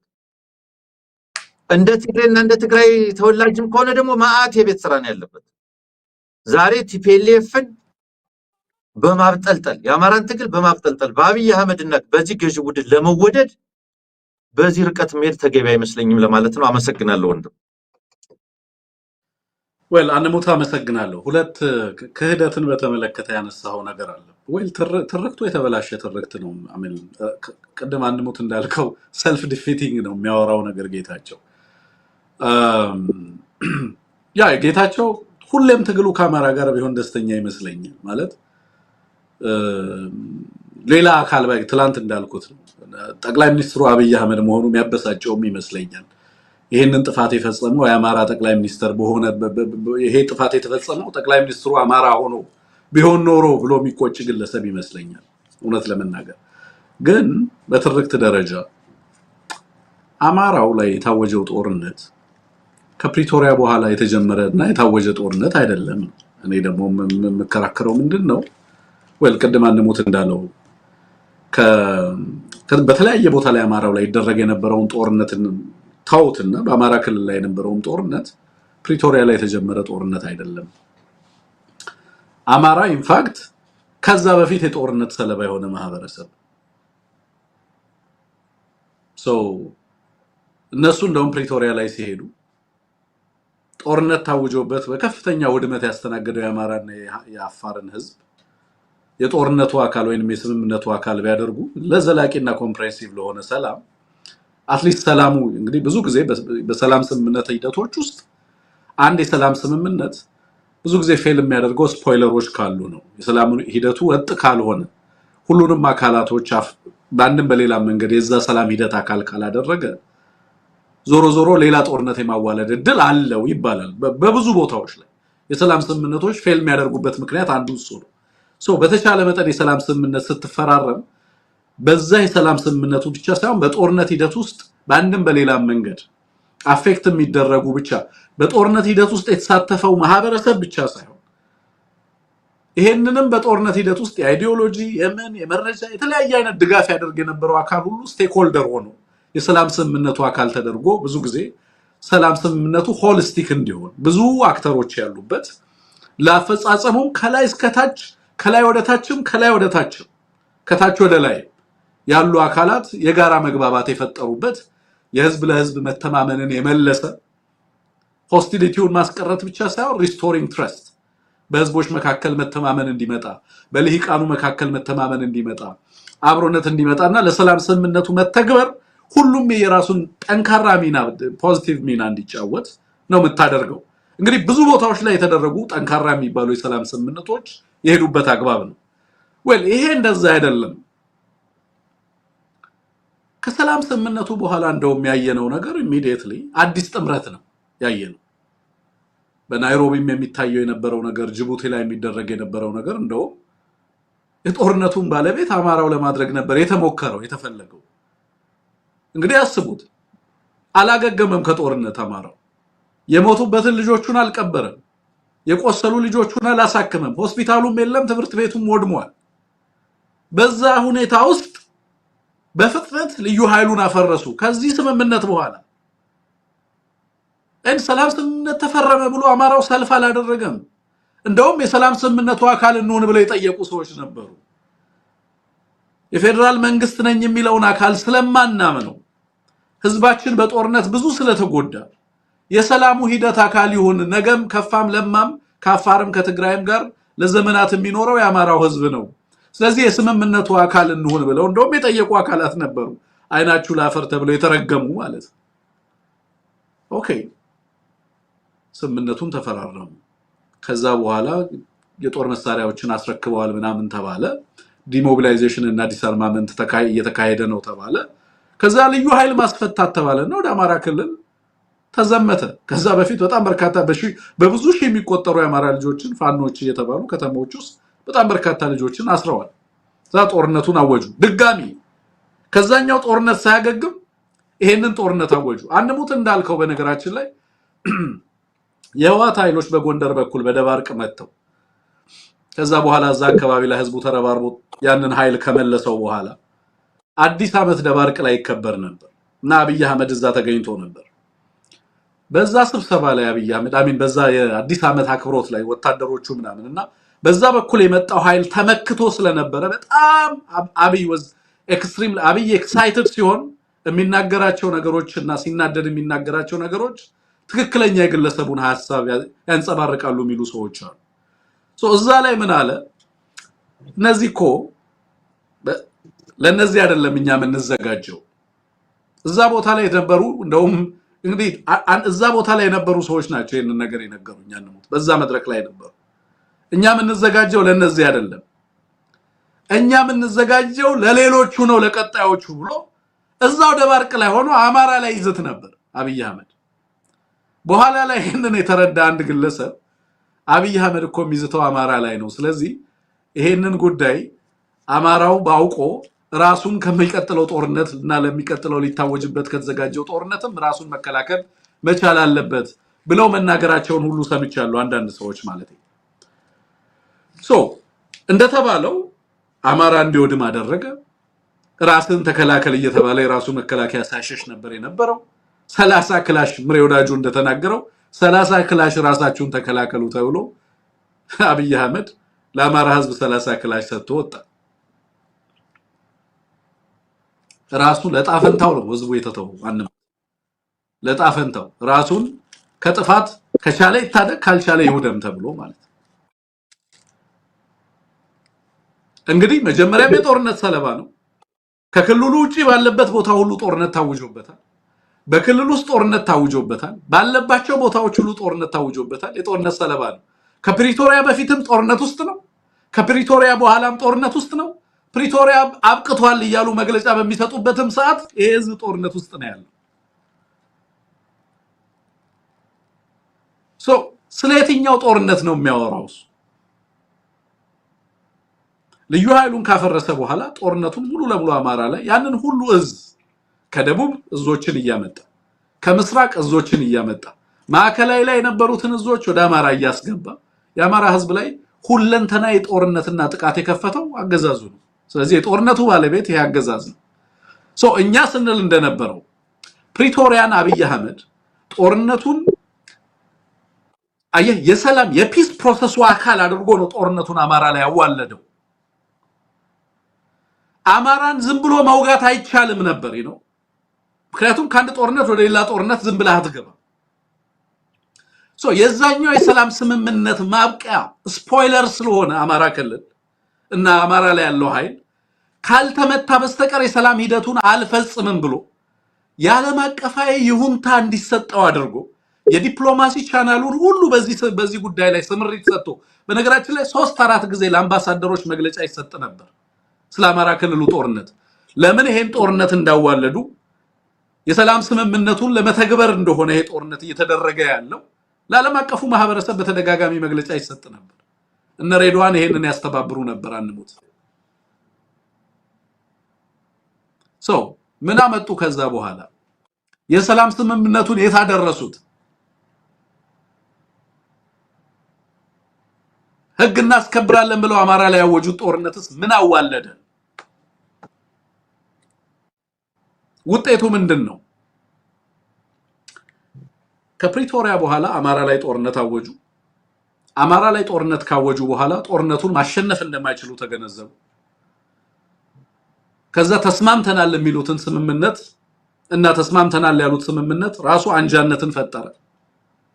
ከዛ አልፈው ሶማሌላንድ ጋር ሄደው ኤምኦዩ ተፈራረሙ። የሶማሌላንዱ ስምምነት ከሶማሊያ ጋር አደጋ ውስጥ ከተታቸው። የሶማሊያን ስምምነት ለመሻር ሲሉ አንካራ ሄደው ስምምነት ፈረሙ። አንካራ ላይ የፈረሙት ስምምነት ዛሬ የምታዩን ሶማሌላንድ እና ሶማሊያ ላይ የምታየውን አይነት ምስቅልቅል ፈጠረ። ከዛ አልፈው የአማራውን ጦርነት ያስቆምልናል ሲሉ ኤሪትሪያን ሄደው ተነኮሱ። የኤርትራ ትንኮሳ ሱዳን ውስጥ ከተታቸው። ሱዳን ውስጥ ሲገቡ ዩናይትድ አረብ ኤምሬትና በአብይ አህመድ መካከል፣ በሌላ በኩል ደግሞ በሱዳን በኤርትራና በሳውዲ መካከል ሌላ አሊያንስ ተፈጠረ። ያ አሊያንስ ጦርነቱን ከዚህ ቀጠና አውጥተው ሪጂናል ያደረጉት። ከሪጂናል አውጥተው አሁን ገልፉን ጭምር ያካተተ ኢንተርናሽናላይዝ እያደረጉት እየሄዱ እንዳለ ተመለከታለ። የጦርነቱን አድማስ አማራ ላይ ያወጁት ጦርነት ነው መተርተሪያው መነሻው። በትርክት ደረጃ ከአማራው ጦርነት እንወጣለን ሲሉ ቀጠናው ላይ ያሉ ሀገራትን ስበው የዚህ ጦርነት አካል አደረጉ። የኢንተርናል ኮንፍሊክቱ አካል አደረጉ። የአማራውን ጦርነት በትርክት ከውጪ የመጣ ጦርነት ነው ለማለት ሲሉ በቀጥታ ሌሎች አካላትን ሌሎች ሀገራትን አምጥተው የጦርነቱ አካል አደረጉ። እስካሁን ድረስ በሚፈጠሩ ትርምሶች ከፕሪቶሪያ በኋላ የሚያደርጓቸውና በየሰዓቱና በየቀኑ ለተለያየ አክተር የተለያየ ትርክት ቀደም እኮ እንዳልከው ነው አንደሙት። በነገራችን ላይ የአማራ ክልሉን ጦርነት በተመለከተ እያንዳንዳቸው የሚናገሩት ነገር በጣም የተደበላለቀ ነው። በየሳምንቱ የሚቀያየር ትርክት ነው ያለው። ምቱ ሲበዛባቸው ጦርነቱን ለሌላ አካል ይሰጡታል። ምስራቅ ላይ ስትመታው ይሄንን የማይመታኝ ህዋት ነው ይልሃል። ምዕራብ ላይ ስትመታው ይሄንን የማይመታኝ ሱዳን ነው ይልሃል። ደቡብ ላይ ስትመታው ይሄንን የማይመታኝ ወይሌ ነው ይልሃል። ለጦርነቱ የማይሰጡት ትርጉም የማያቀርቡት ትርክት የለም። እያንዳንዳቸው በወጡ ቁጥር የሚናገሩት ነገር የተደበላለቀ እንደሆነ ትረዳለህ። ለአማራው ትግል መነሻ ፍትሃዊ ምክንያት እውቅና ላለመስጠት ሲባል ማለት ነው። ጌታቸው ዛሬም የተናገረው ነገር ከዚህ የራቀ ነገር አይደለም። በመሰረቱ እርስ በርሱ የሚጣረስ ራሱ የሚናገራቸው ከነበሩ ነገሮች በተደጋጋሚ ሲጣረስ የነበረ ነው። እንደው እዚህ ላይ ብትጨምረው ነገር ያለ ይመስለኛል። አንሙት ሐሳብ ጨምርበት። ሁለት ነጥብ ነው አሁን የጠቀስከው ነገር ስላለ ነው የተለያየ ነው የሚለው። እንደ ወቅቱ የሚለያየ ምክንያት ነው የሚሰጡት። አማራው ለምን ይታገላል ለምን ይዋጋል ሲባል ታስታውሳለህ። ብርሃኑ ቀድሞ የሚዘጋጁ ነበረ። ገና ሳምነው እያለ ነው ሲዘጋጁ የነበረው። አላማቸው ደግሞ ህገ መንግስቱን ማፍረስ ነው፣ ህገ መንግስታዊ ስርዓቱን ነው፣ ፌዴሬሽኑን ማፍረስ ነው እያለ ሲናገር ነበር። ምክንያት አንድ። ሌሎቹ መጡና ደግሞ ያጡትን የበላይነት ባለፈው 30 ዓመት ያጡትን የበላይነት ለመመለስ ነው ይላሉ። ምክንያቱ ሁለት መለስ ሲሉና የፕሪቶሪያ ስምምነት ተፈረመ ብለው ነው ይላል። አሁን ደግሞ ይመጡና የውጭ አጀንዳ ይዘው ነው ባዳና ባንዳ ናቸው የሻቢያንና የግብፅን ተልኮ ይዘው ነው የነሱን አጀንዳ ነው የሚያስፈጽሙት ይላል። ከ3 ዓመት በኋላ ተመልከት። ህዋትም አለ እንጂ የህዋትም ምግበ ነው የሚያዋጋቸውም እኮ ተብሏል። ምግበ ነው የሚያዛቸው ምግበ ነው የሚያዋጋቸው ፕሪቶሪያን ለማክሸፍ ነው የተነሱት ብለህ ምግበ ነው ደግሞ ጦራቸውን የሚያዘው ትላለህ። ሲምታታብህ ማለት ተመልከት። ፕሪቶሪያ ለምን ተፈረመ ብለው ነው ጦርነት የጀመሩት ይልህና ከዛ እንደገና ከምግብ ጋር ይስማማል። የኤርትራን ተልኮ ይዞ ነው የግብፅን ተልኮ ይዞ ነው ይላል። ከ3 ዓመት በኋላ የመጣ ነው። ዝርፊያ ነው እኮ ሲል ነበር። ለመዝረፍ ነው ለመዝረፍና ስልጣን ለመቀማት ነው ሲሉም ነበር እንደ ምክንያት።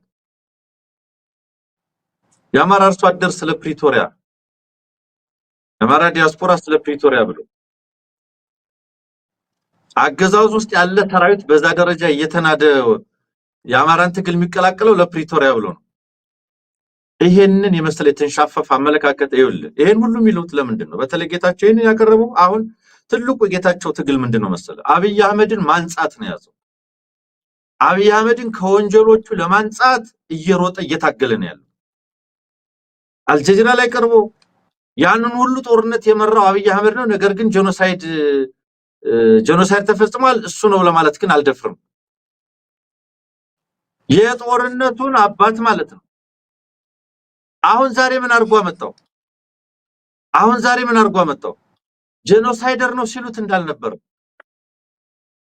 ዛሬ ደግሞ ምን አድርጎ አመጣው? አይ ጦርነት ከተጀመረ ኤርትራ ይገባል፣ አድቫንቴጅ ያገኛል፣ እኔ አልቆጣጠረውም ብሎን ነበር። ተመልከት ለማንጻት የትድረስ እንደሚችል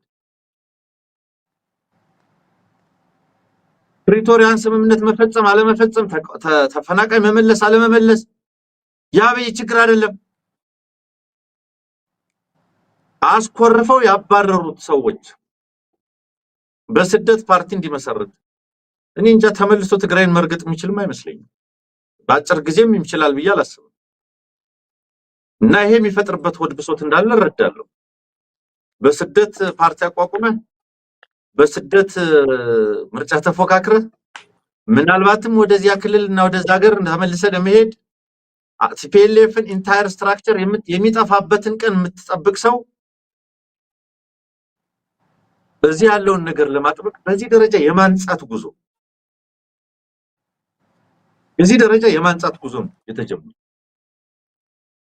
እና እኔ አብይ ደስ እንዲላቸው ማለት ለነዛ አብረውት ለሞቱ ጓደኞቹ ለኔ ብለው አልቀዋል ወጣቶች፣ ስንት ኢንጂነሮች፣ ሎየሮች፣ ሐኪሞች እያለ ሲናገር የነበረ ሰው ለነዛ ወጣቶች እንኳን ስትል እነዛን ሁሉ የጨፈጨፈውን አገዛዝ ለማንጻት እንድትታገል አትገደድም።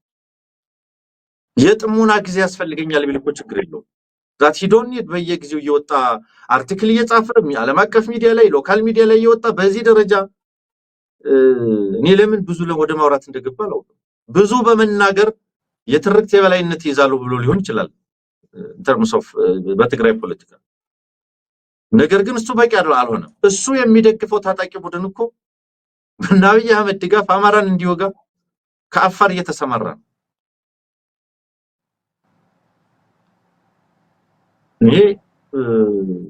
ይሄ ሁሉ ነገር ለምን ጸረ ትግል በአጠቃላይ የአማራ ትግል ላይ የሚሰነዘሩ የጸረ ትግል ትርክቶች ብዙ አይነት ናቸው። ብዙ አይነት ስም፣ ብዙ አይነት አቀራረብ፣ ብዙ ነገር ይመጣል። ፋኖ ግን አማራው ግን ያለው አንድ ነገር ነው። ብዙ አይነት ጦርነቶች ተከፍቶበታል። የተከፈቱበት ጦርነቶች የህልውና ጥቃቶች ናቸው። እነዛን የህልውና ጥቃቶች ለመመከት ፍትህ ለማረጋገጥ እታገላለሁ ብሎ ቦልድሊ ያስቀምጧል። ከዚህ በተረፈ እንደተመቸህ እያነሳህ ናሬቲቭ ማስቀመጥ ይቻላል። ትግሉን የማጥቃት አካል ስለሆነ አማራውን የማጥቃት አካል ስለሆነ ስለዚህ እሱን እኛ ሁልጊዜ የምንመክተዋለን፣ አንቀበለውም። ማንም የሚናገረው ማንም በዛ ልክ እንመለስበታለን ለማለት ነው። ታንክ ዩ። ዋው በጣም አመሰግናለሁ። የዩናይትድ አረብ ኤምሬት አምነሙት እናመሰግናለን። ስቲከር እየገዛችሁን ያላችሁ ሰዎች ትልቅ ቤተሰቦቻችን ናችሁ። እንኳን አደረሳችሁ ማለት ፈልጋለሁ። በዚህ አጋጣሚ እግዚአብሔር ይስጥልን ስቲከር ስለምትገዙን። ግን ለምንድን ነው ላይክ የማታረጉት ፕሮግራማችን? ወይስ ትረሳላችሁ? በጣም ብዙ ሰው ነው ያለው፣ ወደ 2000 ሰው የሚጠጋ ላይቭ እንዳለ እመለከታለሁ። ግን ላይክ ያደረገው ሰው በጣም ዝቅተኛ ነው ቁጥሩ። ስለዚህ እስኪ ሁላችሁም አንዴ ላይክ እንድታደርጉ በአክብሮት ጠይቃለሁ። የዩናይትድ አረብ ኤምሬትስ የመን ላይ ተሸንፋለች። በዚህ ደረጃ በአንድ ጥቃት ፍራስትሬሽን ውስጥ ትገባለች ብዬ አላሰብኩም ነበር እውነት ለመናገር። አንሙት ፈጀራህ የምትባል በዚህ ምስራቃዊ አቡዳቢ ምስራቃዊ ዩናይትድ አረብ ኤምሬትስ የምትገኝ ኮስታል ዲሴምበር 22 ላይ የጦር መሳሪያ የጫነ መኪና የጫኑ መርከቦች፣ ሁለት መርከቦች ይመስሉኛል፣ ከዛ ተነስተው የመን አልሙቃላ የሚባል ቦታ ወይንም አንዳንዶቹ አልሙካላ ይሉታል፣ እኛ አማርኛው አልሙቃላ ነው የሚለው፣ እዛ አካባቢ ላይ መተው በጣም ከፍተኛ የጦር መሳሪያ እነዚህ መርከቦች እንዲያራግፉ ተደረገ። ያንን ተከትሎ ሳውዲ እነዚህን የጦር መሳሪያዎች አውድማለችና ያንን ተከትሎ በፍጥነት ዩናይትድ አረብ ኤምሬትስ ማስተባበያን የሰጠችው ማስተባበያ መስጠት ብቻ ሳይሆን ለቃ በ24 ሰዓት ውስጥ ለቃ እንደምትወጣ የመንን ነው እየተናገረች ያለችው። የየመን ኃይሎችን በአስቸኳይ ለጠራርጋ እቃዎቿን እንድትወጣ ወታደሮቿን ድጋፍና የድጋፍ አይነቶቿን የመጀመሪያው ሽንፈት ሊሆን ይችላል ለዩናይትድ አረብ ኤምሬት እየተባለ ነው ያለው። አንሙት ሳውዲ ቀይ መስመር ለመጀመሪያ ጊዜ እንዳንበሳ አክት ያደረገችበት ነው።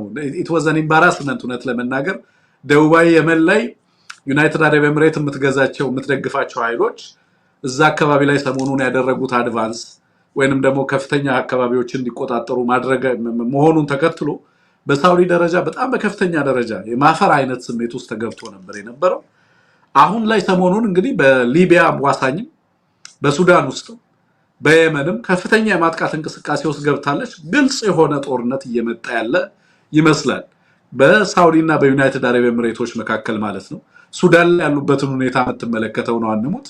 ምናልባትም ኤርትራ ላይ ያለበትን ሁኔታ ኢትዮጵያ ውስጥም ኦልሬዲ ይሄ ግጭትና ይሄ ጦርነት ኢትዮጵያ ውስጥ ገብቷል። በእኔና በአንተ ግምገማ ኦልሬዲ ኢትዮጵያ ውስጥ ያሉ ኃይሎች እስካሁን ይሄ አገዛዝ ከዩናይትድ አረብ ኤምሬትስ ጋር ራሱን አላይን እንዳደረገው ኢትዮጵያ ውስጥ የሚታገሉ ኃይሎች ለምሳሌ አማራው ኃይል እውነት ለመናገር አንሙት ራሱን ከየትኛውም ኃይል ጋር አላይን የማድረግ በጣም በርካታ ኦፖርቹኒቲ ያለው ዘመን ላይ ነው የምንገኘው። ቢፈልግ ከየትኛውም ሀገር ጋር አላይን፣ ምክንያቱም ትልቅ ኃይል ነው የአማራው ኃይል። ማንም ሊደግፈው ይፈልጋል። ግን የአማራው ኮዝ በማን የቆመው? አርበኛ ዘመነ ምንድን ነው ያለው? የምንሰለጥንም እኛ፣ የምናሰለጥንም እኛ፣ የምንታጠቀውም እኛ፣ የምናስታጥቀውም እኛ፣ ከየት አምጥተን ካገዛዙ ማርከን ነው ያለው አይደለም። ሀገር በቀል የሆነ ብቸኛው ኢንሰርጀንሲ ነው አንሙት በ21ኛው ክፍለ ዘመን እንግዲህ እዚህ እንትን አካባቢ ላይ ብሉ ናይል ላይ ብትሄድ ብሉ ናይል ላይ ሰሞኑን ስናወራ ኤስፒኤልኤም ኖርዝ የሚባለው ማለት ነው በጣም ትንሽ ኃይል ነው። 2000 ምናምን የታጠቀ ኃይል ያለው ኃይል ነው። በሌሎች ሀገራት ይደገፋል፣ በቀጥታ ድጋፍ ይደረግለታል። የአማራ ኃይል ግን እስካሁን ድረስ የአጀንዳ ተውሶ፣ የጦር መሳሪያ ተውሶ፣ የሐሳብ ተውሶ፣ የባንዲራ ተውሶ፣ የትርክት ተውሶ ውስጥ አልገባም እንደምታውቀው ማለት ነው። ግን አብዛኛው አሁን ያለው አሰላለፍ ግልጽ የሆነ ኦፖርቹኒቲ ይዞልህ መጥቷል። ምንም ጥያቄ የለው።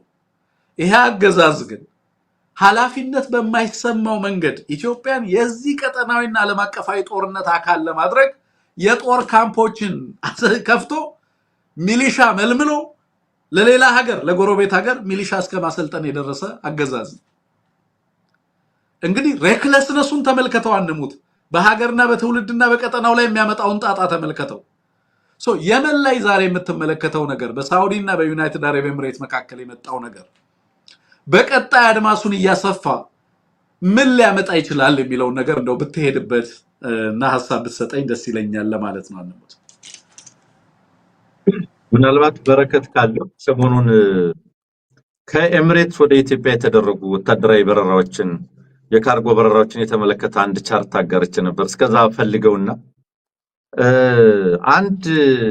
ምናልባት አንድ ጽሑፍ አለ እስኪ ፈልገን መለስ ዜናዊ ቃለ መጠይቅ ተደርጎ አፍሪካን የሚጠብቃት የ700 ቢሊዮን ዶላር ችግር ብሎ የ700 ቢሊዮን ዶላር ችግሮች የሚል ከዚህ ከመስመሩ ጋር ተያይዞ ከቀይ ባህርና ከገልፍ መስመር ጋር በተያያዘ ሊያጋጥም የሚችለውን ችግር የዛሬ 10 ምናምን ዓመት የተናገረው እንደ ቃለ መጠይቅ አለ።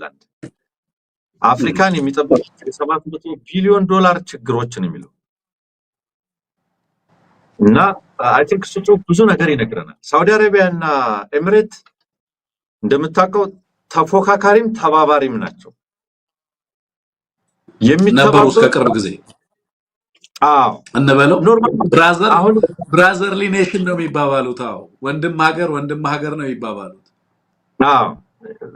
ፍራተርኒቲ ዛሬ ሁለቱም ሲጠቅሱት የነበረው ቃል ነው። አሁን ይኸውልህ የሚተባበሩት ምን ላይ ነው የሚተባበሩት? ከቱርክ፣ ከኢራን፣ ከኳታር አኳያ ሳውዲ፣ ኤምሬትስ እና ኩዌት እነዚህ አጋር ናቸው። ሳውዲ፣ ኤምሬት እና ኩዌት ከነ ቱርክና ኢራን ጋር ባለው ይተባበራሉ። የሁለቱ ጎራ ሰልፍ አለ። የተወሳሰበ የሚያደርገውም ይሄ ነው። አንደኛው የመካከለኛው ምስራቅና በቅርብ ምስራቅ ይሄ ኒር ኢስት እና ሚድል ኢስት የሚባለው እዚህ አካባቢ ያሉ ፓወርስ የተወሳሰበ ያደረገው ፉክክሩን ይሄ ነው። ሶማሊያ ላይ ተመልከት፣ ቱርክ ገባ። ሰሜን ሶማሊያ ወይም ሶማሌላንድ ደግሞ አሁን እስራኤል ኤሚሬትስ አለ፣ ቦሳሶ ኤሚሬትስ አለ፣ በርበራ ኤሚሬትስ አለ። አሁን እስራኤል መጣ። ከታችኛው ከቱርክ ጋር ይፎካከራል። ኢራን አለ፣ ኢራንና እስራኤል ይፎካከራል። ሳውዲ አረቢያና ኤሚሬትስ ደግሞ አጌንስት ቱርክና ኢራን እየተባበሩ ነገር ግን ደግሞ እርስ በርስ ደግሞ ይፎካከራሉ። ለምሳሌ ሱዳን ላይ ይፎካከራሉ። ሳውዲ የአልቡርሃን ደጋፊ ነች። አልቡርሃን እዛ የነበረው ባለፈው ሳምንት ለዚህ ነው። ኤሚሬት የዳጋሎ ደጋፊ ነች፣ የሃይሜቲ ደጋፊ ነች። ይኸውልህ ሱዳን ላይ ይፎካከራሉ። ኢራንን በተመለከተ ይተባበራሉ፣ ቱርክን በተመለከተ ይተባበራሉ። አሁን የመንን በተመለከተም ልክ እንደ ሱዳን ወደ መፎካከር ሊገቡ ነው። ኦሬዲ ገብተዋል። አስቀድመው ማክሰል ያኛው ሴፓሬቲስት የሆነ ተገንጣይ ኃይልን ደቡብ የመን አካባቢ ምናምን ይደግፋል። ምን ይላል? ኤሚሬት በዋነኛነት የዓለም የባህር ዳርቻዎችን የመቆጣጠር የዓለም ወደቦችን የመቆጣጠር ከፍተኛ ኢንቨስትመንት ያቺ ትንሽ ሀገር ነገር ግን ባላት የፔትሮ ዶላር አቅም ምክንያት በጣም በርካታ የዓለም ባህር ዳርቻዎችን ተቆጣጥሯል። ቦሳሶ፣ በርበራ፣ አሰብ፣ ጅቡቲ ላይ ገንብተዋል። ዲፒ ወርልድ ጅቡቲ ወደብ አለው። በነገር ላይ ኢንቨስት አድርገው ያለሙት ወደብም አላቸው ጅቡቲ። እንደዚህ ያደረጉ የዓለም የባህር ዳርቻ ምዕራብ አፍሪካም ስትሄድ አላቸው። ከየመን ጀምረ እስከ ፋሪስ ባሉ የባህር ዳርቻዎች ላይ ተመሳሳይ ይሄው ድርጅት ብዙ ወደቦችን ይዟል። የዓለምን የባህር ዳርቻ የመቆጣጠርና የተጽዕኖ ዶሚኔት ለማድረግ ፉክክሩ ከፍተኛ ነው። አሁን ይሄ ሀገር ኤሚሬትስ የሚባለው ሀገር ኢትዮጵያ ጥሩ አሽከር መንግስት አግኝቷል። የአብይ አህመድ አገዛዝ ጥሩ አሽከር መንግስት ነው። ይሄ የምትመለከተው ቻርት ከነሐሴ ጀምሮ ወደ ኢትዮጵያ የተደረጉ በረራዎችን ወታደራዊ የካርጎ በረራዎችን የሚያሳይ ዳታ ነው። ነሐሴ ላይ 4 ነበር፣ መስከረም ላይ 2 ነው፣ ቀጥሎ ጥቅምት ላይ 8 ነው፣ ከዛ ህዳር 11 ነው። አሁን ወደ 26 በልጧል። እዚህ ውስጥ ያለው ሁለት ነገር ነው። አንደኛው ለዳጋሎ ኃይል የሚተላለፍ ጦር መሳሪያ ከቦሳሶ እየተነሳ ከኤሚሬትስ እየተነሳ አንድ ጊዜ ጋምቤላ፣ አንድ ጊዜ አሶሳ፣ ሌላ ጊዜ አዲስ አበባ፣ ሐረር ሜዳ፣ ቦሌ ይፈሳል። አብይ አህመድም ከዚሁ ተጠቃሚ ነው። ከየት ይገኛል ተተኳሽ ታዲያ? ምክንያቱም ባላችሁት ልዋል ብሏል፣ እጅ ሰጥቷል። አሁን ጉዳዩ ለኤሚሬትስ ከተንጋደልክ በኋላ የሌሎችን ፍላጎትና ሁኔታስ እንዴት ተጠብቀዋለህ ነው። የቱርክን ጥያቄና ፍላጎት፣ የሳውዲ አረቢያን ጥያቄና ፍላጎት እንደዚሁም የሌሎችን እንዴት ባላንስ ታደርገዋለህ? ከአልቡርሃን ጎን የሚሰለፉ ሌሎች መንግስታት አሉ። አንተ ኦሬዲ ለይቶልህ ከሃይሜቲ ጋር ተሰልፈሃል። አብይ አህመድ ይሄ ሁኔታ ጦርነቱን ስቦ ጋምቤላ አምጥቶታል። አሁን ወደ ብሉ ናይል ስቴት አካባቢ ጦር ግንባር ሊከፈት ነው። ወደ አሶሳ ሊመጣ ነው። ከኤርትራ ጋር በተመሳሳይ ነው ሁኔታው። ሳውዲ አረቢያ ከኤርትራ ጋር ሆኗል። ግብጽ ከኤርትራ ጋር ሆኗል። ግብጽ ጅቡቲ ገብቷል። ሶማሊያ ገብቷል። ይሄ አሰላለፍ ጂኦፖለቲካዊ ሚዛኑን ወዴት ይወስደዋል? በዚህ ወገንተኝነቱ እኛ እኮ ቋሚ ጥቅም ነው ያለን የሚል አገዝ መንግስት ነው የነበረው ኢህአዴግ። ከሞላ ጎደል ከቻይናም ከአሜሪካ ጋር በጸረ ሽብር ከቻይና ጋር በንግድና ኢኮኖሚ እኔ ገለልተኛ ነኝ ቋሚ ጥቅም ነው ያለኝ እያለ የኖረ ነው የነበረው። ይፈቅድ ነበር አንሙት። እንደው በዚህ አጋጣሚ እንደው ሊፈቅድ ይችል ነበር። የጦር ቤዝ ኤሚሬቶች አሶሳ ላይ እንዲገነቡ ይፈቅድ ነበር ኢህአዴግ? አይመስለኝም። አሜሪካኖችን ፈቅዶ ያውቃል። አሜሪካኖች በጸረ ሽብር ትብብር ሶማሊያ ላይ በነበረ የጸረ ሽብር ትብብር አርባ ምንጭ የአሜሪካኖች የአየር ኃይል አባላት እንደነበሩ ያን ጊዜ እናስታውሳለን። አርባ ምንጭ ላይ የአሜሪካ የኤርፎርስ ዩኒት ነበር። በዚህ ደረጃ ሚሊሻ ማሰልጠኛ ሚሊሻ አሰልጥኖ አሁን ጸረ ሽብር በቀጥታ እኛንም የሚመለከተን ጉዳይ ነው። አንሙት ጸረ ሽብር እንዳልከው ግሎባል ስለነበረ በዓለም አቀፍ ደረጃ ይደረግ የነበረ የጸረ ሽብር እንቅስቃሴ ስለነበረ በጣም በርካታ ሀገራት ቀጠናው ላይ ያሉ ሁሉም ሀገራት ማለት ነው በጸረ ሽብር እንቅስቃሴ ውስጥ ተሳታፊ ነበሩ። ዌልካሚንግ ነው። እዛም ያለው እኮ ጎረቤት ሀገር ላይ ለምሳሌ ሶማሊያ ላይ ያለው መንግስት ካንተ ጋር ይተባበራል፣ ያንተን ድጋፍ ይፈልጋል በዚህ የጸረ ሽብር እንቅስቃሴ ማለት ነው። ሁሉም ሀገራት በዚህ ላይ የጋራ ትብብር ያደርጉ ነበር። ቀጠናውን ለትርምስ በሚያደርግ እንደዚህ አይነት የቀጠናውን ሰላም ከሲፓራቲስት ኃይሎች ጋር ተገንጣይ ኃይሎችን እየደገፍክ የጦር መሳሪያ ቤዝና የማሰልጠኛ ተቋም ኢትዮጵያ ላይ እንዲገነባ የሚፈቅድ አገዛዝ የጥንቱንም ስርዓት አሁንም ዘመናዊ ስርዓትና ወደፊት የሚመጣው ስርዓት እንዲህ አይነት ማድነስ ውስጥ ይገባል ወይ? እንዲህ አይነት እብደት ውስጥ ይገባል ወይ? አሁን ምንድነው አብዛኛው ነገር ለምሳሌ አብይ አህመድ ከኤምሬትስ ጋር በዚህ ደረጃ ለምንድነው መንኳተት ያስፈልገው ነው? አንደኛ ገንዘብ ነው።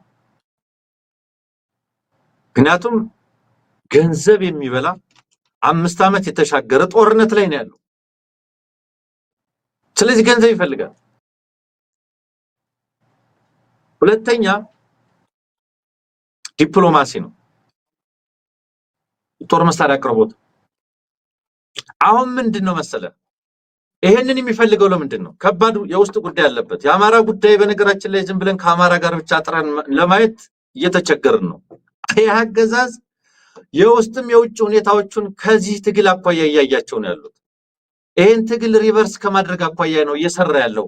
ስለማይናገር ስለማይጮህ የአማራን ጦርነት በተለየ መንገድ አገራዊ አጀንዳ አድርጎ ስለማያቀርበው ብዙዎቻችን የአማራው ጉዳይማ ከሚገባው በላይ ነው የሚጮኸው። በአማራው ጉዳይ በየዕለቱ የሚወራጨው ስለ አማራ አይደል? ከአማራ ጋር በተገናኘ እኮ ነው በሚገባ እየጮኸ ነው እንጂ ስለ ወደብ ሲያወራ እኮ ስለ አማራ ጦርነት ነው እያወራ ያለው በሌላ ቋንቋ። አዎ አሁን ምን መሰለ አሁን የዚህን ውጤት የመሸከም እዳ አለበት ይሄ ያገዛዝ። በተለይ ሳውዲዎችና ኤሚሬቶች በዚህ ደረጃ ከተቃረኑ እሰየው ነው። ምክንያቱም አሰላለፉ ከመተባበር ሙሉ ለሙሉ ወደ መቃረንና ወደ መፎካከር ከሄደ ሌላ ገጽታ ነው። ያው ፕሮክሲ ዋር ነው፣ ጦር ሜዳ ሆነናል፣ ይወርድብናል። ሌላ ምን አማራጭ አለ? ነገር ግን እንትን አለው፣ ሪፐርከሽን አለው፣ ተዛማችነት አለው። አብይ አህመድ ከኤሚሬቶች ጋር በደረጃ ከሰራ ሱዳን ውስጥ ገብቶ እና ሃይሜቲን በዚህ ደረጃ ወደ ማሰልጠን አንተ የራሱን ጎሳ እኮ ነው ጦር በርታዎችና ቤጃዎች እየተመለመሉ እኮ ነው ያሉት። በዚህ ደረጃ ከገባህ በኋላ እነገሌ ወያኔን አገዙብኝ፣ እነገሌ ፋኖን ረዱብኝ፣ እነገሌ ለኦነግ መሳሪያ ሰጡ የሚባል አማርኛ የለም። አንተ ኤሚሬትን አዝለ ስትንቀሳቀስ ሌሎች አካላት ደግሞ ይህንን ያዘልከው ለማውረድ የሚፈልጉ አካላት አንተን ወደሚታገሉ ውስጣዊ ኃይሎች ፖለቲካዊ፣ ወታደራዊ፣ ዲፕሎማሲያዊ ድጋፍ ወደ ማድረግ ይሄዳሉ። አብይ አህመድ ሌሎችን ተከትሎ ሶማሌላንድን እውቅና ቢሰጥ በዘር በተደራጀ ክልልና ሀገር ውስጥ ነገ ማንም ተነስቶ የፈለገውን እንዲል በር ወለል አድርጎ መክፈት ነው። ከቱርክ ጋር እሳትና ጭድ መሆን ነው። ቱርክንም ወዳጅ ማድረግ አትችልም፣ ኤሚሬትንም ወዳጅ ማድረግ አትችልም። በተመሳሳይ ወቅት አንታጎናይዚንግ ፎርስስ በጋራ ወዳጅ አደርጋለሁ ብሎ ወገንተኛ ከሆንክ በኋላ በገለልተኛነት ይቻላል። ጥቅምን መሰረት አድርገህ እዛ ላይ መስራት ይቻላል። አልቡርሃንን መውጊያ ጦር ቤዝ ከመሰረትክ በኋላ ግን የአልቡርሃን ደጋፊዎች እንዳትነኩኝ ማለት አትችልም። የአልቡርሃን ደጋፊዎች በውስጥ ጉዳይ እንዳትገቡ ማለት አትችልም። አንተ በውስጥ ጉዳይ ገብተህ እያቦካህ ነውና። ስለዚህ ይህ አገዛዝ የሚከተለው ይሄ ጌዲዮን ምንም ያውቀው ነገር የለም። ጌዲዮን የልዩነታችንን እናቆም ይላል። ዋናውን እሳት እኮ እያርገበገበ ነው ከጀርባ። ይኸውልህ እኔ ሳይቆጣ ባልከው ነው አንተ ጭራህ አለሳቱ።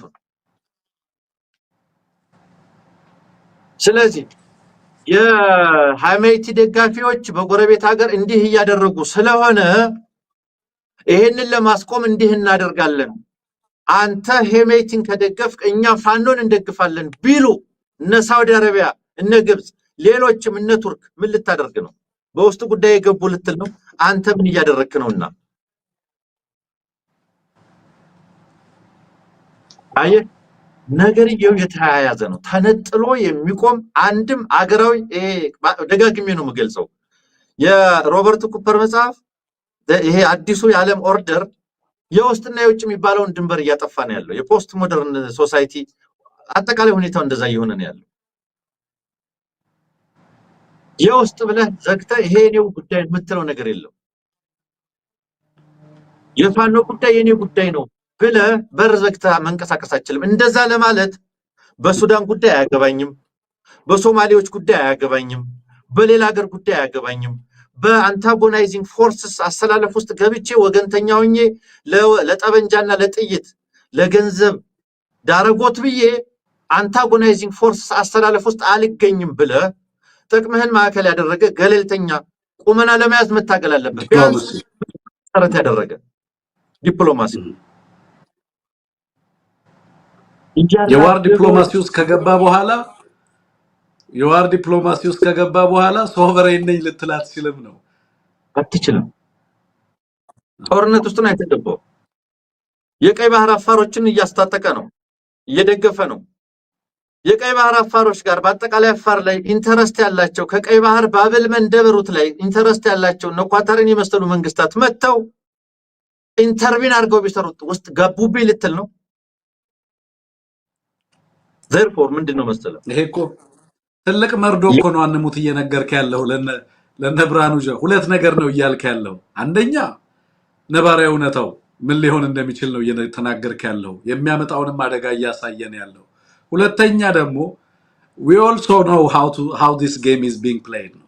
ይሄ ጌም እንዴት እንደሚሰራና ይሄንን ጨዋታ እንዴት መጫወት እንደሚቻል የሚገነዘብ አማራም ተፈጥሯል እያልክ ነው ያለው በሌላ አነጋገር ማለት ነው። ኦፍ ኮርስ አሁን እኮ ምን መሰለህ በጣም ራሱን እየጠበቀ ያለ ትግል ስለሆነ ነው። የአማራው ትግል በ3 ዓመት ጉዞ ውስጥ ራሱን ኮንሶሊዴት እያደረገ ብዙ ነገሩን ራሱን ውስጡን እያየ ከችግሮቹ እየተማረ ብዙ ነገር እያደገ ያለ ስለሆነ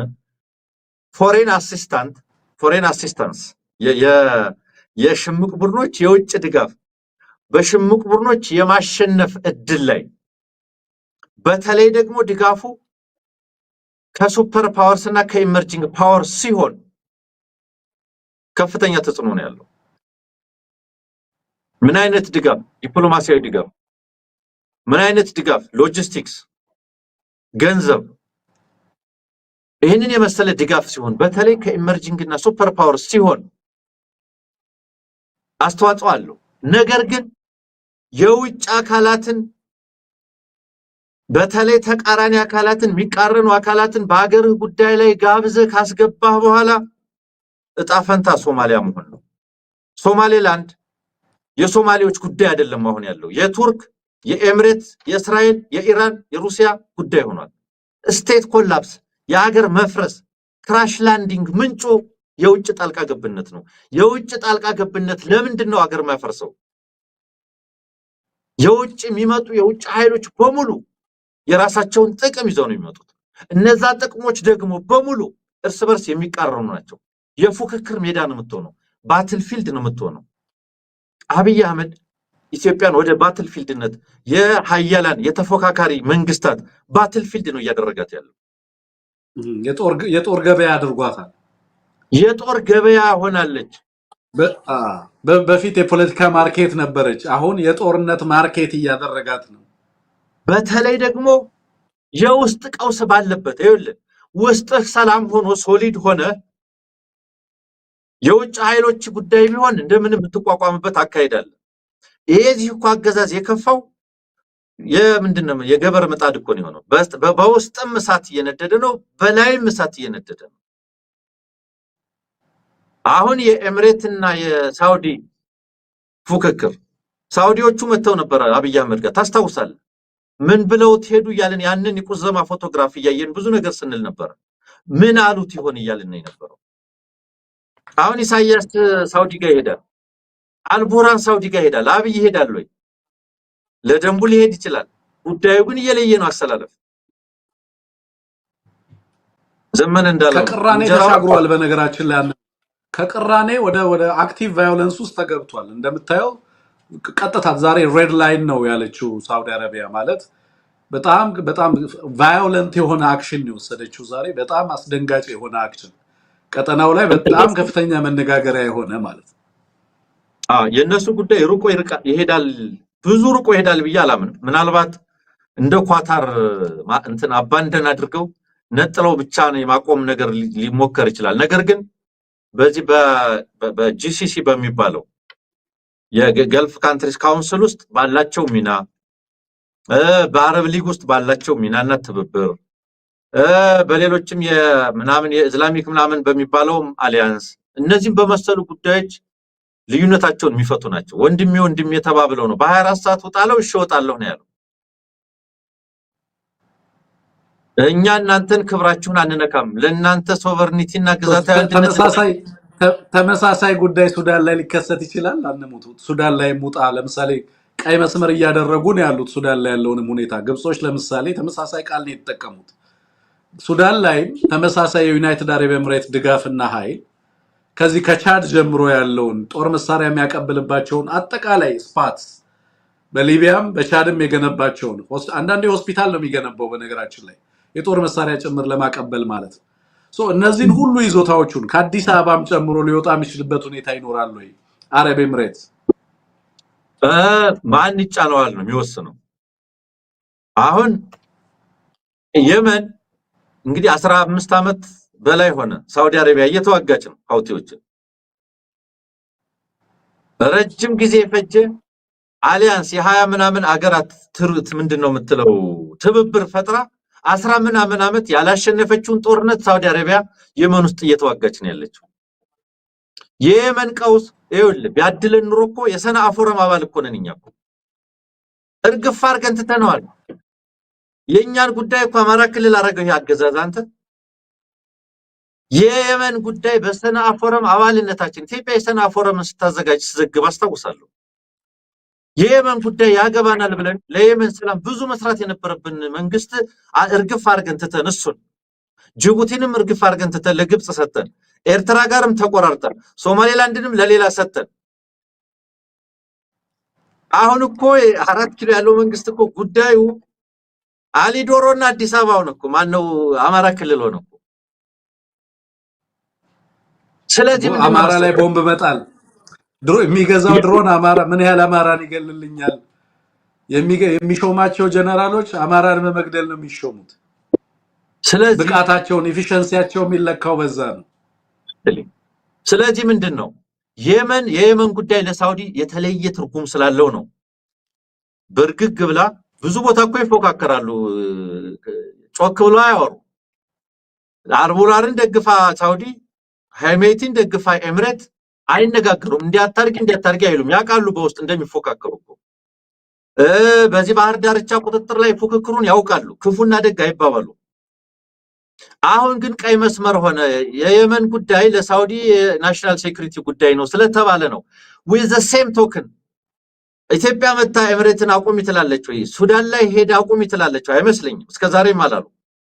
ኢንፋክት የሱዳኖች ጉዳይ አሁን የአራትዮሽ የሚባል አሜሪካ የምትመራው ሳውዲዎችም ያሉበት በተኩስ አቁምና በሰላም እንፍታው የሚል አጀንዳ ተይዞ ነው ያለው። የሱዳን ጉዳይ ሁለቱም የኢመርጂንግ ፓወር የምትላቸውም የሱፐር ፓወር የምትላቸውም ሁለቱም ባለ ጉዳይ ሆነው ገብተዋል። ስለዚህ በአንደኛው ቁጣ ሌላኛው በቀላል ይወጣል ማለት አይደለም። አጠቃላይ የተጽዕኖ ፉክክር፣ የበላይነት ፉክክር ነው እየተደረገ ያለው ቀጠናው ላይ። እዚህ ላይ ድሃ የአፍሪካ መሪዎች፣ አምባገነን የአፍሪካ መሪዎች ዶላር እየተቀበሉ መሳሪያ እየተቀበሉ ጥይት እየተቀበሉ ህዝባቸውን እየጨፈጨፉ ባርነታቸውን ቀጥለዋል ነው እንጀራቸውን መዶሻ ያገኙት። ይኸውልህ ለዚህ በጣም ሁነኛ መዶሻ ያገኙት አብይ አህመድን ነው ማለት ቀጠናውን ለማፍረስ ነው። እንዳልከው የቀጠናው አንከር የነበሩ እንግዲህ ሰላም ከነሱ ወጥቶ ቀጠናው ላይ ራዴት ያደርጋል የሚባሉ ሀገራት ዛሬ የሽብር ስጋት መሰረት ሆነዋል። የራሳቸው ህዝቦች የሚፈሯቸው አገዛዞች ማለት በራሱ ህዝብ ላይ ድሮን የሚያዘንብ አገዛዝ ነው የመጣባቸው አይደለም ለቀጠና ዋስትናና ሰላም ሊሆን ቀርቶ ማለት ምን ያህል ቀጠናውን በዚህ ደረጃ ለትርምስ እንደዳረገውና አብይ አህመድ በዚህ ሁኔታ ውስጥ ኢትዮጵያ ላይ መሆኑ ነው ሁኔታውን እጅግ አደገኛ እንዲሆን ያደረገው የሚል እምነት አለኝ በነገራችን ላይ ቀጠናው ላይ የምታዩት ትርምስ በዋናነት ኢትዮጵያ ላይ ከተነሳው አገዛዝ ጋር በመሰረቱ ምክንያቱም ቀጠናው ላይ ከዚህ በፊት ምን ነበር መሰለህ አንሙት ቀጠናው ላይ ያሉ ሀገራት በጋራ ስለ ሰላማቸው አብረው ይተጉ ነበር ይተማመኑ ነበር ያንዳቸው ሰላም የሌላቸው ሰላም አካል አድርገው ያዩ ነበር ያንዳቸው ሰላም የራሳቸው ዶሜስቲክ ፒስ ኢንቴግራል ፓርት አድርገው ነበር የሚመለከቱት የውጭ ጉዳይ ፖሊሲያቸው በዛ መንገድ ነበር የተቃኘው ይሄ እኮ ትራንዛክሽናል ነኝ ብሎ ፖሊሲውን የሚመነጫል የሚለው ከፕራግማቲዝም ነው የተሻለ ገንዘብ ይዞልኝ ለሚመጣ የተሻለ መሬት ቆርሼ እሸጣለሁ የሚል የራስን ህዝብ ውጋ ቢሉኝ እንኳን የራሴ ህዝብ ላይ ቦምባ ዘም የሚል አገዛዝ ይሄ አገዛዝ ባለበት ቀጠናው እንደዚህ አይነት ሆኖ ደግሞ ምን ያህል ስጋትን ሊያጭር እንደሚችል መገመት ይችላል ግን እንዳልከው ደግሞ ቀጠናው ላይ የተጀመረው ጦርነት የሱዳኑም ጦርነት የመን ላይ የምንመለከተውም ጦርነት ተያያዥነት ያለው ሰንሰለታማ ጦርነት የመሆን እድሉ ከጊዜ ወደ ጊዜ እየጨመረ ያለበት ሁኔታ አለ ነው በዚህ ሂደት ውስጥ ግን እና አብይ አህመድ የሚጫወቱትን አይነት ቁማር እንጫወት የሚሉ ሌሎች ነን ስቴት አክተሮች ምንም ነገር ማድረግ ቢፈልጉ ገበያው ክፍት እንደሆነ የጦርነት ገበያው በግልጽ ማስቀመጥ ያስፈልጋል ዛሬ አንዱ በድሮን ተደብዳቢ ሌላኛው ደብዳቢ ያንዱ እናት ልና ያንዱ ህዝብ ትምህርት ቤት የሚወድምበት ሌላኛው ትምህርት ቤት የሚያወድምበት ያንድ ህዝብ ሆስፒታል የሚወድምበት ሌላኛው የሚያወድምበት አንዱ በጦርነት የሚሳቀቅበት ሌላኛው የሚያሳቅቅበት ሆኖ አይቀጥልም ይሄ ጌም ይቀየራል በተውሶ ድሮን አማራን መጨፍጨፍ ይቆማል